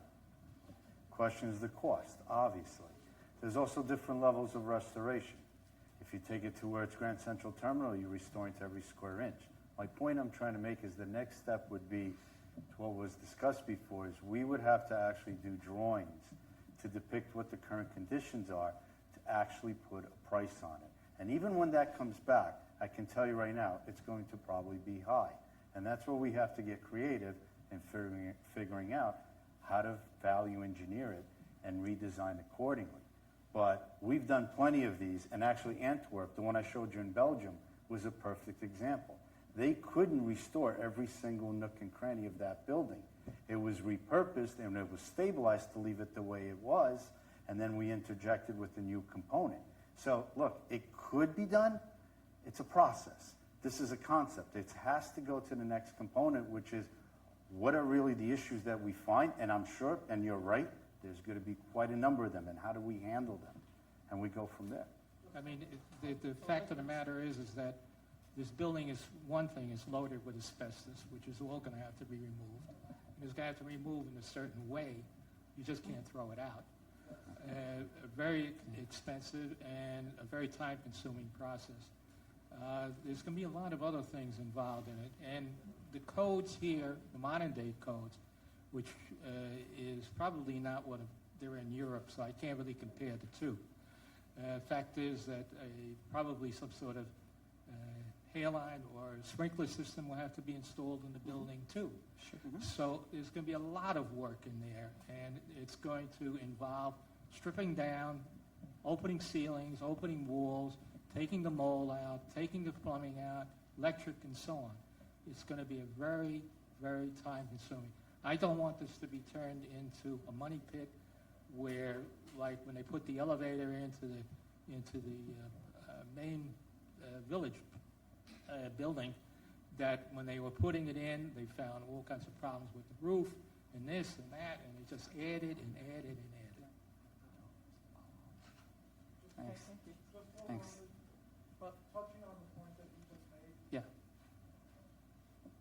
to take the materials from the bits of the building that are being repurposed and restoring them along the wings? The east end of the east side of the building and the west side of the building. Right. Wouldn't it be far cheaper just to get rid of that stuff and use modern materials for the extension and just keep the facade the way it looks? Sure, you could do that, but It seems to me it would be enormously Right. expensive to repurpose all that brickwork and then get it. let me ask you a question. Would you like to throw the stained glass window out? I didn't say the stained glass. No, but let me go I'm through. talking about bricks. No, I understand. Yeah. The brick is the easy part. The brick is the easy part. Glass is the easy part, because the stained glass, you can take out and put somewhere You know what I think it is? That the stained glass is the easier decision. Right. Because it's prettier. Right. The brick is the harder decision to save because there will be a cost associated to it. But obviously, it all has to be, work within the confines of our budget and the project. I think our intention of preservation is still the marching orders right now. We don't want to abandon that right now. We want to hold on to that. That's our history. That's what's making this building special. We want to hold that. We don't want to do it in a foolhardy way so that we blow a budget or do anything like that. But right now to say, hey, it'd be a lot easier to put some aluminum siding on it or something. I know I'm just joking around, but you know what I mean? Like I think it's still an important part of what it is. My point is that if you maintain the main building and maintain that Stewart Avenue facade of that building, Yeah. the fact that the Rockaway side doesn't match with the same brick, because this building was built at a time when the building standards were different, the laborers were different. For sure. The kind of materials that were used were different. To get the masons in, to lay that much brick, for all those bricks, to repurpose every one of those bricks you've taken out of the north side of the main building, Yeah. which you can't see from Stewart Avenue, seems to me just would be an enormous expense when you can get brickwork done for the remainder of the building away from the south The original. main building. All things to think about. I mean, at this point, I don't know how much saving the brick, buying the brick is. Obviously, there's going to be some sort of a delta. We'll look at it. I wouldn't discount it. It'd be silly to discount anything, but it's a good point to raise, and we'll discuss. Someone has the microphone, and she's very adamant. She wants to talk, so we'll start there, and then we'll come forward. Clarify something for me. Sure. Is this property still designated parkland? Yes, it is. And can you do all of this without alienating Yes. that designation? Yeah. Okay. Yeah, it's You village can. owned. Okay, Yeah. it's village owned. Now, you're going to generate income from these areas. So the village has to do it itself, or were you planning on getting somebody in? That's what we're looking, one of That's the things we're that's looking one at. of the things If you we're. get somebody in, might you not alienate it? No. And you No. think you can get somebody with Absolutely. longer than a 1 year? If it's consistent with parkland use, Yeah. for example, Twin Rings and the Aquatic Center sitting in Right. Eisenhower Park, that's owned by the Islanders, but it's also open to the public. It's consistent with parkland. We won't have an issue with that. Yeah. So there'll be no alienation No. problem No. with No. raising money, having No. outside groups No. doing No. it for longer than 1 year? Right. Okay, thank you. Thank you. We got some questions up front. If yes. So the question, if you guys haven't heard in the back, is the question of grants. Has anything been done? Not as of yet. What we're thinking is a project of this scale will likely need a committee or a group of residents who really want to go after that, or at least hire someone who can really take it seriously, because there is lots to be done. There's lots of fundraising, and there's lots of free money in the terms of grants and things, especially for a project like this. So yes, they won't pay for. I don't want to mislead. They will not pay for the entire project, but every little bit counts, right? So on that table, if we want to bring that number, that $500 a house down, grants are going to help. Private donations are going to help. So we would really need to be, I think, a little bit more professional about that and go at it with a group of residents who really have a knowledge and a passion for it. Part of this, too, financing, fundraising, the architecture pieces. We have a lot of good people in town who want to donate their time and energy, and we should be leveraging that. And I've gotten a lot of great feedback from people who just send an email and say, hey, if you need somebody, you don't know me, blah, blah, blah, but I'm interested. I think it will literally take a village. So hopefully we get some good people involved and ready to help. Can I speak? Hey, of course. In terms of, obviously, speaking of concept, There's an alternative concept where you could preserve St. Paul's in its entirety by not taking off the corridor, taking off the brick, and then plugging in whatever revenue component you want to plug into the back of the building. That's another alternative concept. I think this is more, to me, as a diagram rather than a pure concept. The concept is really restoration, preservation of St. Paul's. That's the concept that BBB should be really enforcing, given the fact of the historic character of the building, the details, and repurposing to me seems like it's another form of demolition, another form of removal and reconstituting of that element. And in saying that, the difficulty in removing the bricks and putting them somewhere else is enormous. Every brick has to be mapped. It has to be cataloged, then put into those positions again. So I see this project really being a very, very expensive endeavor. Thanks. In the back, there's some questions in the back. Thanks. On the aisle. Oh, okay. First of all, I've been pleasantly surprised by what's been presented tonight, so that's a good thing. And I, too, am excited about this. I do have a question about the status of the building on the historical register. Yeah. How will this impact that? I don't believe it's going to affect the historical register. We've What's that based on? It's based on, so if everyone in the room is familiar about the Register of Historic Places, you basically apply for it. You kind of argue your case if necessary, and then they put you on the register. We're already on the register. I don't think we're doing anything substantially to the building that would violate or void our place on the register.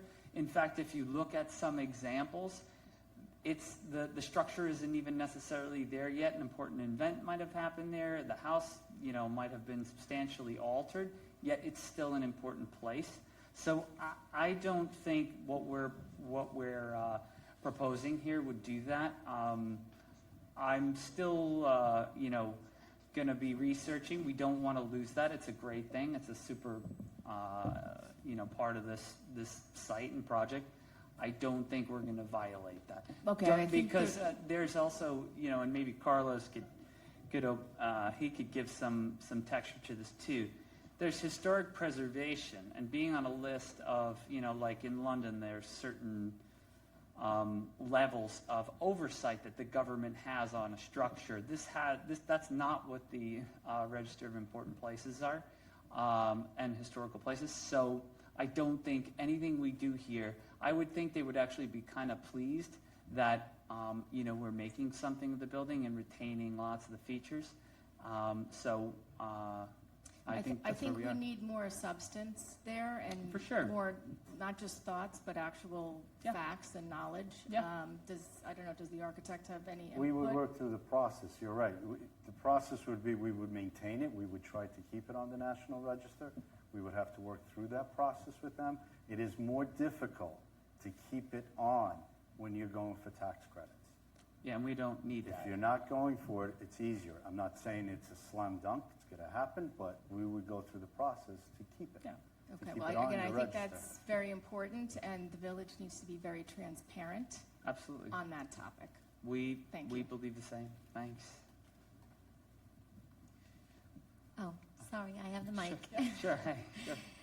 Good evening, everyone. I've been a resident for over 20 years. I am the younger generation that is looking for the amenities. I think the concept is great. I think you guys have done a great job. It seems very large. I know it's the beginning stages. What I had a concern about is the school that's on that property. Yeah. My children go to Cathedral Nursery School. Yeah. It's not on your plans. What is supposed to happen with that? I'll take care of it. Yeah. No, look, we talked about it the last meeting too. There's unprogrammed space, lots of it.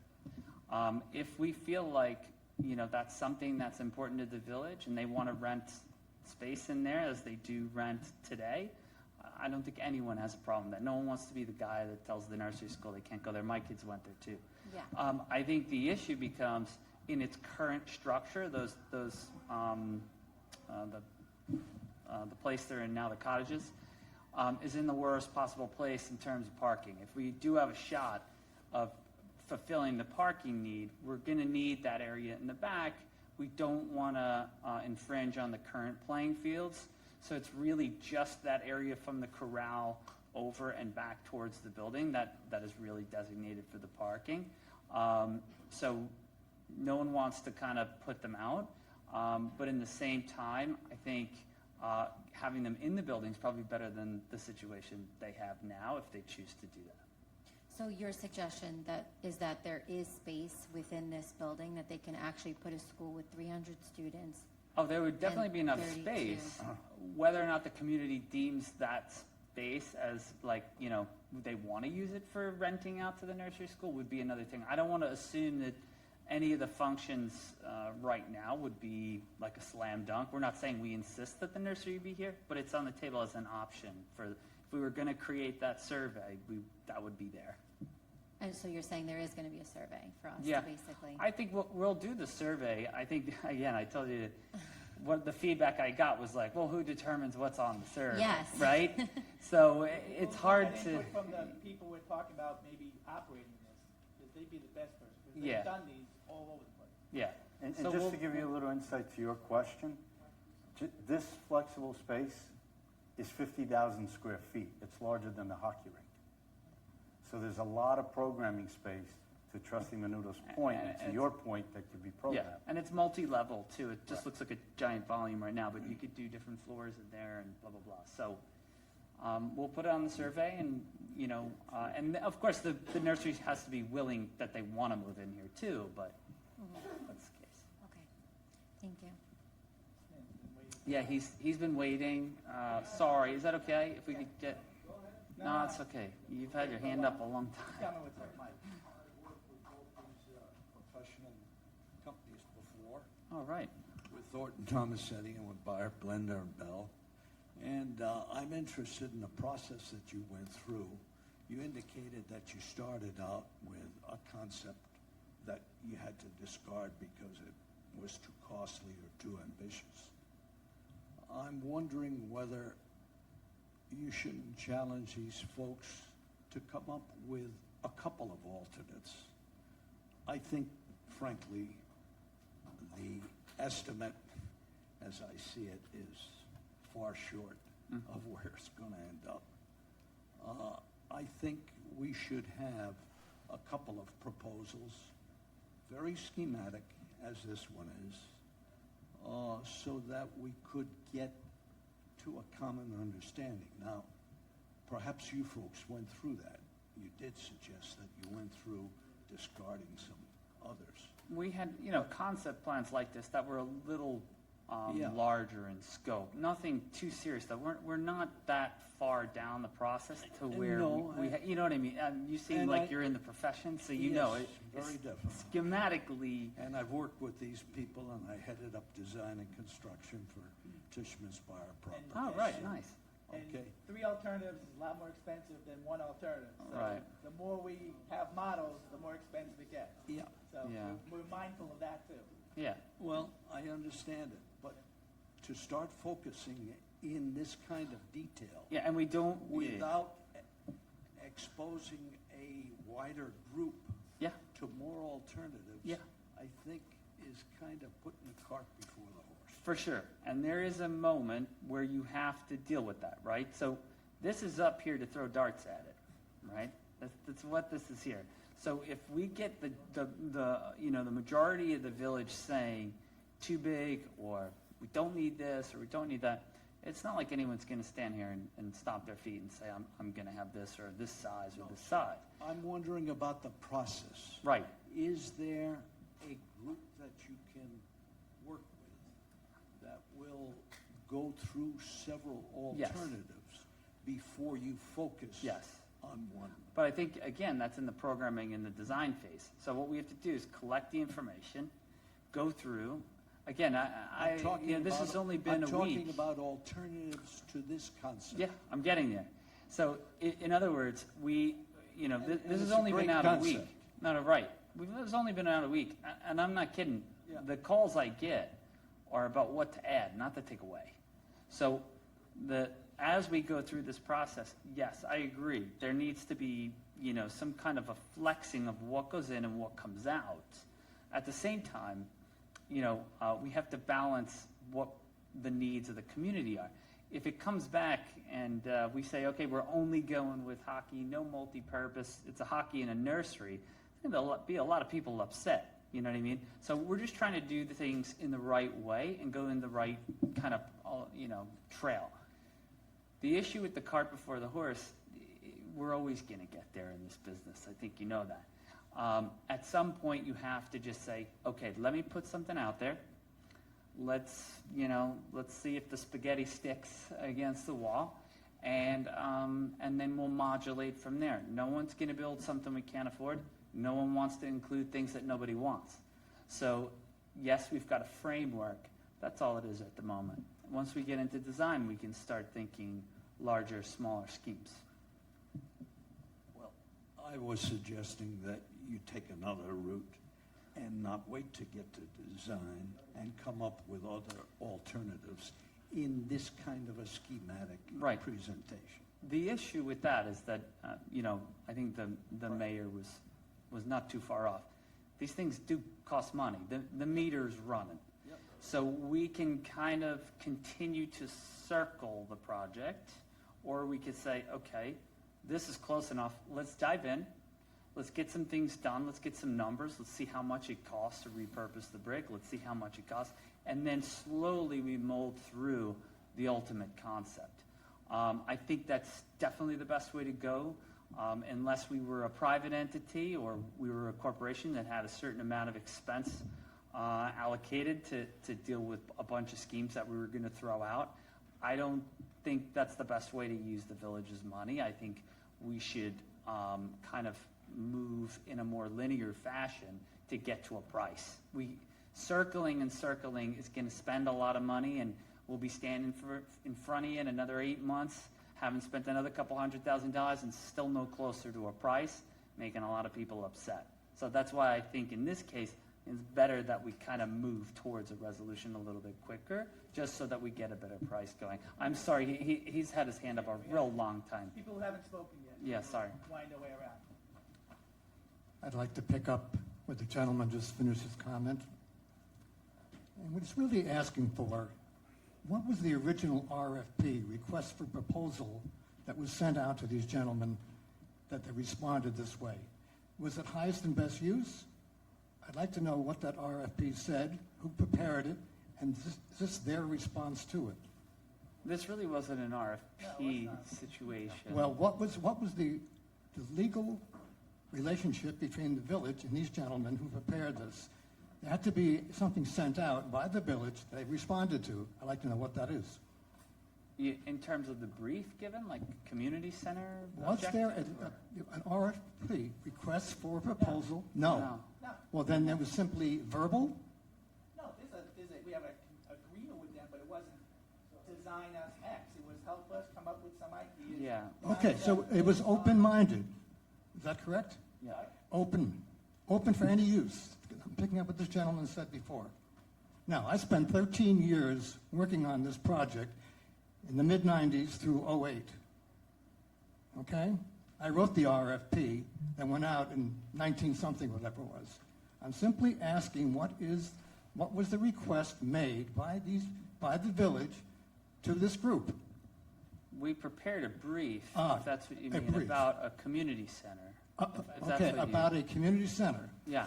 And being mindful of saving a lot of the historical. Yeah, in terms of, I think you mean the objective, is that what you're saying? Yes, but this is an architectural response, how to preserve a portion of the building. Yes. Okay? Yes. It wasn't the highest and best use, Right. correct? No. Okay. I thought this gentleman was asking the question about the highest and best use. Sir, is that what you were asking? No. Okay. No. So that wasn't, okay. Number two, the proposal includes Cluett and the field house. Yes. Why? Well, it's structures we have. Cluett's really a perfect music performance space. The problem is it has no air conditioning, and it's obviously outdated. I think it's important to people in town to have a place for music. Okay, I didn't ask the question to be negative. I'm simply saying, is it of historic significance? I don't believe so. No. And the field house is not either, is that correct? No, definitely not. But they are spaces that we have, and there's no sense junking them at this point. I wasn't suggesting that. I'm just trying to understand. Yeah. If you're going to add 50,000 square feet, which is identified over here. Yeah. Okay. For uses to be determined, revenues to be determined, I understand that.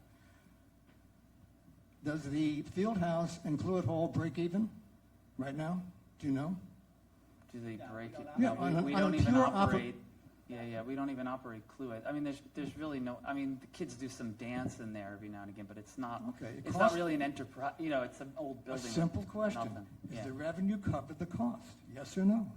No, Those buildings? it's not Yeah. operated like that. Okay. No, Okay. it's not operated like that. Okay. So, Who would rent that building? Cluett Hall? There's no air conditioning. Yeah, it's. There's no insulation. We're not quite. It's not quite. I'm just there asking yet, the question, but guys. We Just would asking like the to question. do. Yeah. I mean, I think it could be a great performance space for the kids.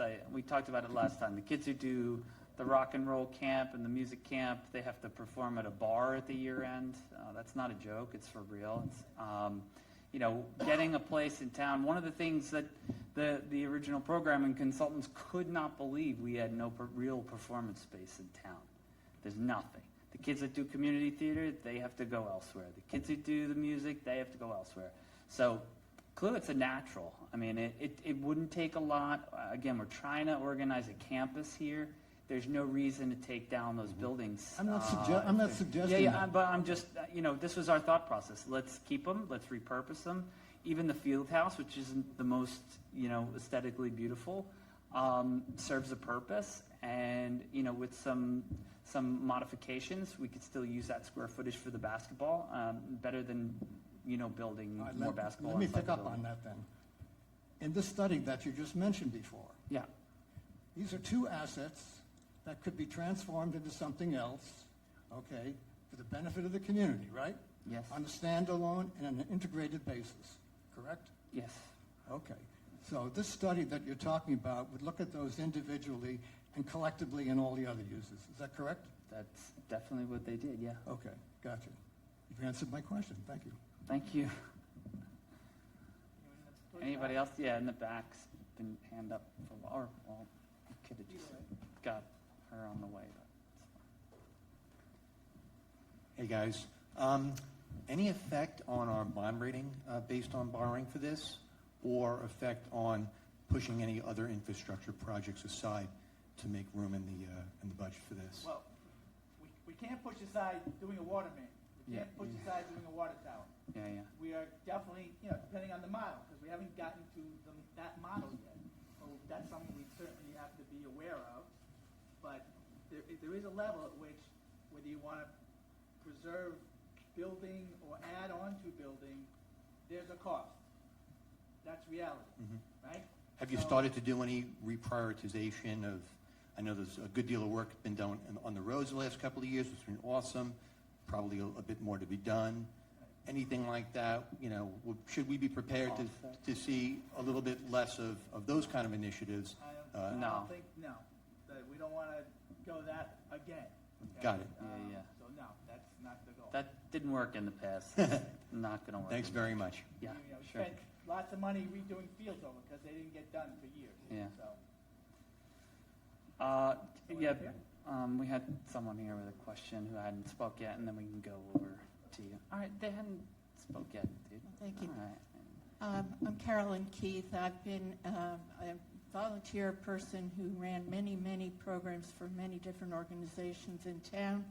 I'm very aware that one of the long-standing problems in Garden City has been, as you just pointed out, the lack of cultural performance space. And I'm thrilled if you're considering working at Cluett Hall. I hope you will give some thought to improving the interior to the point that the sound is properly balanced. However, it's a very tinny sound in that building. Secondly, I'd like to just say that the other thing I'm very aware of is that those of us who run organizations in town are constantly looking for spaces to have business meetings, small gathering meetings, etc. We know all the places that are available and how much they cost, and every one of them gets booked faster than you can shake a stick. And that would be, to me, it would be unthinkable if the building did not have any spaces available for those types of uses after we have all paid our portion of the building cost. My third point is that I'm looking at all these rather large areas and knowing, as I do, about sports facilities at least, how expensive it would be to provide people who take care of those inside spaces, take care of an ice hockey rink, take care of changing a multipurpose room around from hour to hour, et cetera. And so the costs of adding to the village workforce, I would have to think, is going to be significant. That's why we're speaking to outside firms. Yeah. We're not intending on hiring 40 more, 60 more municipal employees to operate this. Okay. It also has occurred to me that perhaps we should be including some of the businesses in town as members who would be paying in with their taxes and have use of the facilities as well.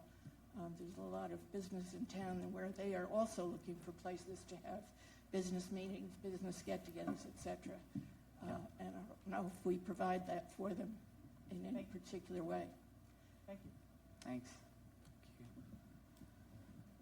Up here. Yeah. Wait for the mic, because then on the video they won't hear you. I have a way of saving some money if you want to get some more conceptual designs. Bricks? No. You reach out, as you said, to the many members of the community who are expert in architecture, engineering, real estate, law.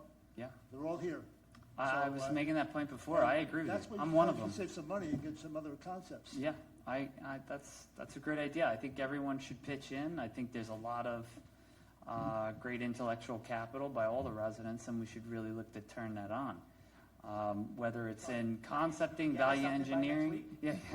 No, but to be serious, not in a tongue-in-cheek way. I think, it's easy to come to a meeting. It's easy to say bricks are expensive or not or whatever. It's hard to say, okay, I'll meet you on Thursday night at 9 and we'll go through the concept and look at value engineering with you. You know what I mean? So, donating time and donating expertise is going to be a reality. And I'm sure it will make the building better. And having you involved and all these good people is step one. I think there's one more in the back. Oh, sorry. Go ahead. Sorry. Just had a question. With the building, and you're going to be demolishing part of it and stabilizing a part of it, wouldn't that cost many millions of dollars to do? And wouldn't it be cheaper to actually build, if you're going to build a new rec center and the village wants it, to build that new rec center either behind St. Paul's or behind Cluett Hall? And because it just seems the amount of money, again, for that demolition of part of the building and for the demolition and the repurposing, it's just going to, the cost would be the same or less to actually put a new building behind.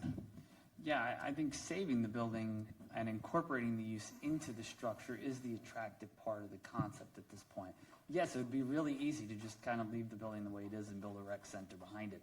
I think the idea is that we're trying to integrate the old with the new here and really keep this as a centerpiece of the village. And make parts of the old usable. Yeah. What I was going to say was that money that you're saving, the many millions of dollars that you saved, you would put into St. Paul's. Yeah. So part of the restoration is the new in this case. That's the idea, right? So you're kind of melding those two together. You're talking about a restoration and a new, separate. What I think in a genius way these guys have done is said the new really props up the old, and you're really combining those two things. And I think it's a unique perspective. As we go through, we'll understand the cost, and we'll figure it out. But it's not as if that new structure is is standing alone. It's actually propping up. Well, that still remains as an option for us here. The only reason why we're not showing underground parking here is it's real expensive. So we would have to go through, make sure we get the amenities we want and the things we want before we start suggesting that we're going to move earth around, because you know it's an expensive proposition. In the back, you've been waiting a while, sorry for that. Thank you. Guys, I put on programs like this. It's very difficult, and you've been handling a lot of questions. So, good for you. But I do have a question. I've been involved with construction, probably 3 or 4 different buildings. One of the buildings that I was involved with actually had retrofittings. It was a disaster. They had to go through, and they set it up, they did all the architectural work, and then eventually, they had to figure out there were issues with code compliance. The gentleman over here indicated that there were electric issues, there were plumbing issues, there were space issues. And when you start taking buildings apart and brickwork and et cetera, what you're doing is you're exposing a significant amount of costs that, I know this is a model, but you're talking $65 million. $65 million doesn't even come close to what we're talking about. And then what you're going to do is you're then going to put electronics and moving pieces. Now, I understand you're also involved with trying to set up an enterprise fund. Now, I've been involved with enterprise funds as well. And what you're looking at is there's a significant maintenance that goes along with the ice hockey. There's significant costs. Now, I understand you've done studies. Now, you probably did studies with businesses. Did you look at parks like there's a park over in Westbury that is a park that runs a hockey and ice rink? My belief, and it's been a long time, is that they're not making a whole lot of extra money. So my question here is, and the lady over here said this is way over the top, and I'm questioning the costs with some understanding. And again, you put a great presentation together, but at the end of the day, with George saying, when you send out the survey, how much are the residents willing to pay? And as far as I'm concerned, having some experience, that won't cut it. It just won't. Yeah, no, this will raise questions. There will need to be decisions made. I'm not going to, object to your opinion. Everyone is going to have Educated one. opinion. But that'll come as we do the work. No one's, shovel isn't going in the ground next week. So we have plenty of time to do the upfront work and make the right decisions, make sure we don't get ourselves into something that we don't want to handle. I think, as you said, we have a lot of work to do to even get to the next stage. But my question here is, a lot of work you're doing, and I think you said before, cart before the horse. And my question here is, if it's going to cost several $100,000, several $100 million, my question here is, my question here is, you've got Unless we're putting a space shuttle 65. inside, I don't think it's going to be $200 million. Look, we're not going to make those kind of decisions to end up with $300 million, right? We're going to sit down. That's the whole idea of doing this upfront work. If I came to you with a bundle of drawings that said, let's hit it, guys, I would say we're probably irresponsible and then we're going to have some cost issues. Saying that the building needs new electrical is very fair. Guess what? We should treat that basically as a tree in the woods. There's nothing that we can retain from the infrastructure of that, okay? It's not like we're going to hit the light switch and one's going to flicker on. We have to assume the worst, and that's part of doing this work. So do I think it's going to be a couple $100 million? No. Do I think could be close to the model? Perhaps. We have to do the work to get there, and no one's spending anyone's money before we go through and do the exercise. So that's the safe part. Just one more question. Sure. We have the architects here, and again, guys, you did a great job. With all that you did, with all your specking here, and what you've done throughout the world, you did something in Europe, etc. Is that a fair number? based on what you've seen and the pictures you've taken? No, but it depends what I- goes in it. well, I'm Yeah. asking the architect. It depends on how far we take the restoration on that component. It does. It's Is it not a fair non-answer. number? It's the truth. Look, Is- guys. Hold you on, know- hold on, hold on, hold No, on. I asked a fair hold on. question. Is it a fair question? Yes. I mean, to your point, you have to answer that question, we have to take this to at least a schematic design, put it in front of, no, they won't price that. That's fallacy. Yeah, Okay. this You is a can't price cartoon. that. I mean, So, you know, it's not- so you take it to presenting it. schematic design, you price it, and then to your point, we have to then work to that budget. That's where our decisions are gonna come. Maybe that hockey rink comes out, I don't know. These were concept components right now. And what I meant by there's different levels of restoration, I wasn't trying to be cute. There are different levels. We're not gonna restore this to Grand Central Terminal, which is hundreds of millions of dollars. So there's different levels. But here's the thing, I can't answer your question fairly till we do a schematic design level. Then at that point, I can answer your question, and you as a community can make those decisions. So that's the best way I can answer it. Thank you. Thanks. There's one here and then here. And here too. Sorry, blue shirt too. So 1, 2, Did and anyone then not 3. speak yet? Can we? I No, got she a didn't. question.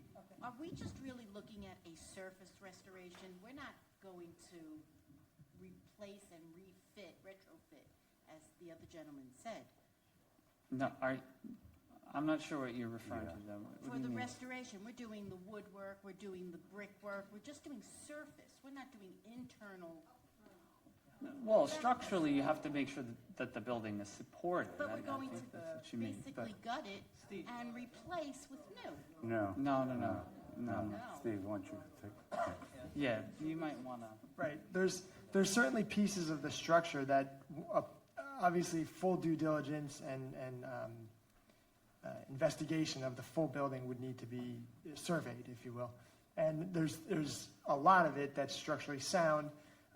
There's areas that would need to be restored. There's areas that we're, again, repurposing. So some of the more compromised areas are the ones that we're actually taking out because it makes sense, right? So you're not spending your money on the worst places. You're restoring the kind of low-hanging fruit. Let's save the best parts of it and get rid of the worst parts. But, right, you don't have to rebuild the whole building. Thank you for the time and effort that you folks have put into it. I have two quick questions. I assume the answer to the first is no because it hasn't been mentioned. Is there any possibility of corporate sponsorship underwriting for a project in whole or in part for something like this? Something we would certainly look at. Yeah, I mean- Again, as we get down the road. Oh, okay. So that it's not a crazy question. No, it's not crazy. I mean, look, again, I mean, with the objective of trying to ease the burden on the taxpayer as much as possible, of course, corporate sponsorship could come with certain conditions that might be unappealing to the village, in which case we would say, no, that's not for us. Sorry? Right, exactly. Maybe it's St. Paul's by Pepsi Cola or something, but I don't know. But If we can settle up on some, the uses, some of those uses. yeah, maybe it's STEM Lab by North Shore Hospital. Sure. Or, by Winthrop's. That could work. But yeah, I mean, I don't think anyone would turn it down, but we would be cautious to make sure that it was a good fit. Okay, thank you. Second question. There's been a lot of reference made to the potential of raising money through the ice hockey facility and the soccer/lacrosse facility. Can you explain a little bit about how that would come about? Because there would be significant operating expenses for those fields and ice. So could you talk a little bit about the generation of revenue? Yeah, I mean, for these types of facilities, they basically book time. Time is purely based on supply. So, for Long Island, there's still, even to this day, I grew up playing hockey in town, but there was really nowhere to play. We used to play in the hangar, which is now the Long Island Children's Museum, but the idea is that ice is still a scarcity, so there's good hourly rates for that. And then on the turf time, In the winter, same thing. You know, you're paying a premium to get in there. Again, I think we would prioritize the village sports. We give them first crack at it. But the idea would be that they would be, you know, either run by the town or as Brian says, by, you know, a third party who knows a thing or two about marketing and booking It's the not town. just hockey, it's an ice rink, so Yeah, so- figure skating, whatever it is, you know, you Yeah. pay. Yeah, pay ice for time. Most things you pay for. Paying for time. You know, I mean, I coach my son's travel baseball. We rent time, interior time, from, you know, October, November through to March 1st. So that's what we'd be doing. Same with lacrosse, same with soccer. Yeah, all the Kids, sports. kids here go to Alley Pond. Yeah, Alley Pond, Sayat. There's And not you're that paying- many You're play. paying a lot, and you're traveling a lot. So, Sounds like you're also paying for a scheduler. Yeah, I mean, yeah. Look, you know, to do it right, you have to. It has to be a professionally run that's why we're talking to system. third You know, parties about it can't just operating, be. helping us with program, which will help us with what things work. Yeah. Thanks. Maybe this is the last question. Sure. Last two. Just a little bit of concern with the hockey. I was told that the twin rinks that are over at Eisenhower, they cost $50 million to build, and it would fence. Yeah, I no doubt. If it costs that much for 3 rinks, I'm sure that's a good reason. You know, yeah. Look, they're doomed. If that's what happened, you know, they made some really, really bad decisions. They probably didn't think very hard about what they were doing. I don't want to disparage anybody, and this is being videotaped, but it doesn't sound like a great business plan was put together, and they clearly didn't watch their capital line for their return. So, you know, how these things are like anything, like any other small business or a marriage, you know, some of them work and some of them don't. The good thing here, you know, we've got, I think, a good line of sight at least to be as responsible as we can and as open as we can at this point. So we try to avoid decisions like that. Quickest question you've had all night. Yes. What's next? What's next? More of this? Probably some more of this, a We'll survey have to get together a and survey. some other things. Maybe. Talk to the third party about the operating. Yeah. They'll have input on survey and uses that make sense. So Yeah. that's next. Do you have a name for the third party yet? I do, but it's just one. We're going to talk to many. Okay? The one we're talking to is Sports Facility Management. You can look them up. Oh, yeah. They're all over the place. Just on, as people are leaving, there's a booklet of the presentation on the way out that you can grab, take home with you.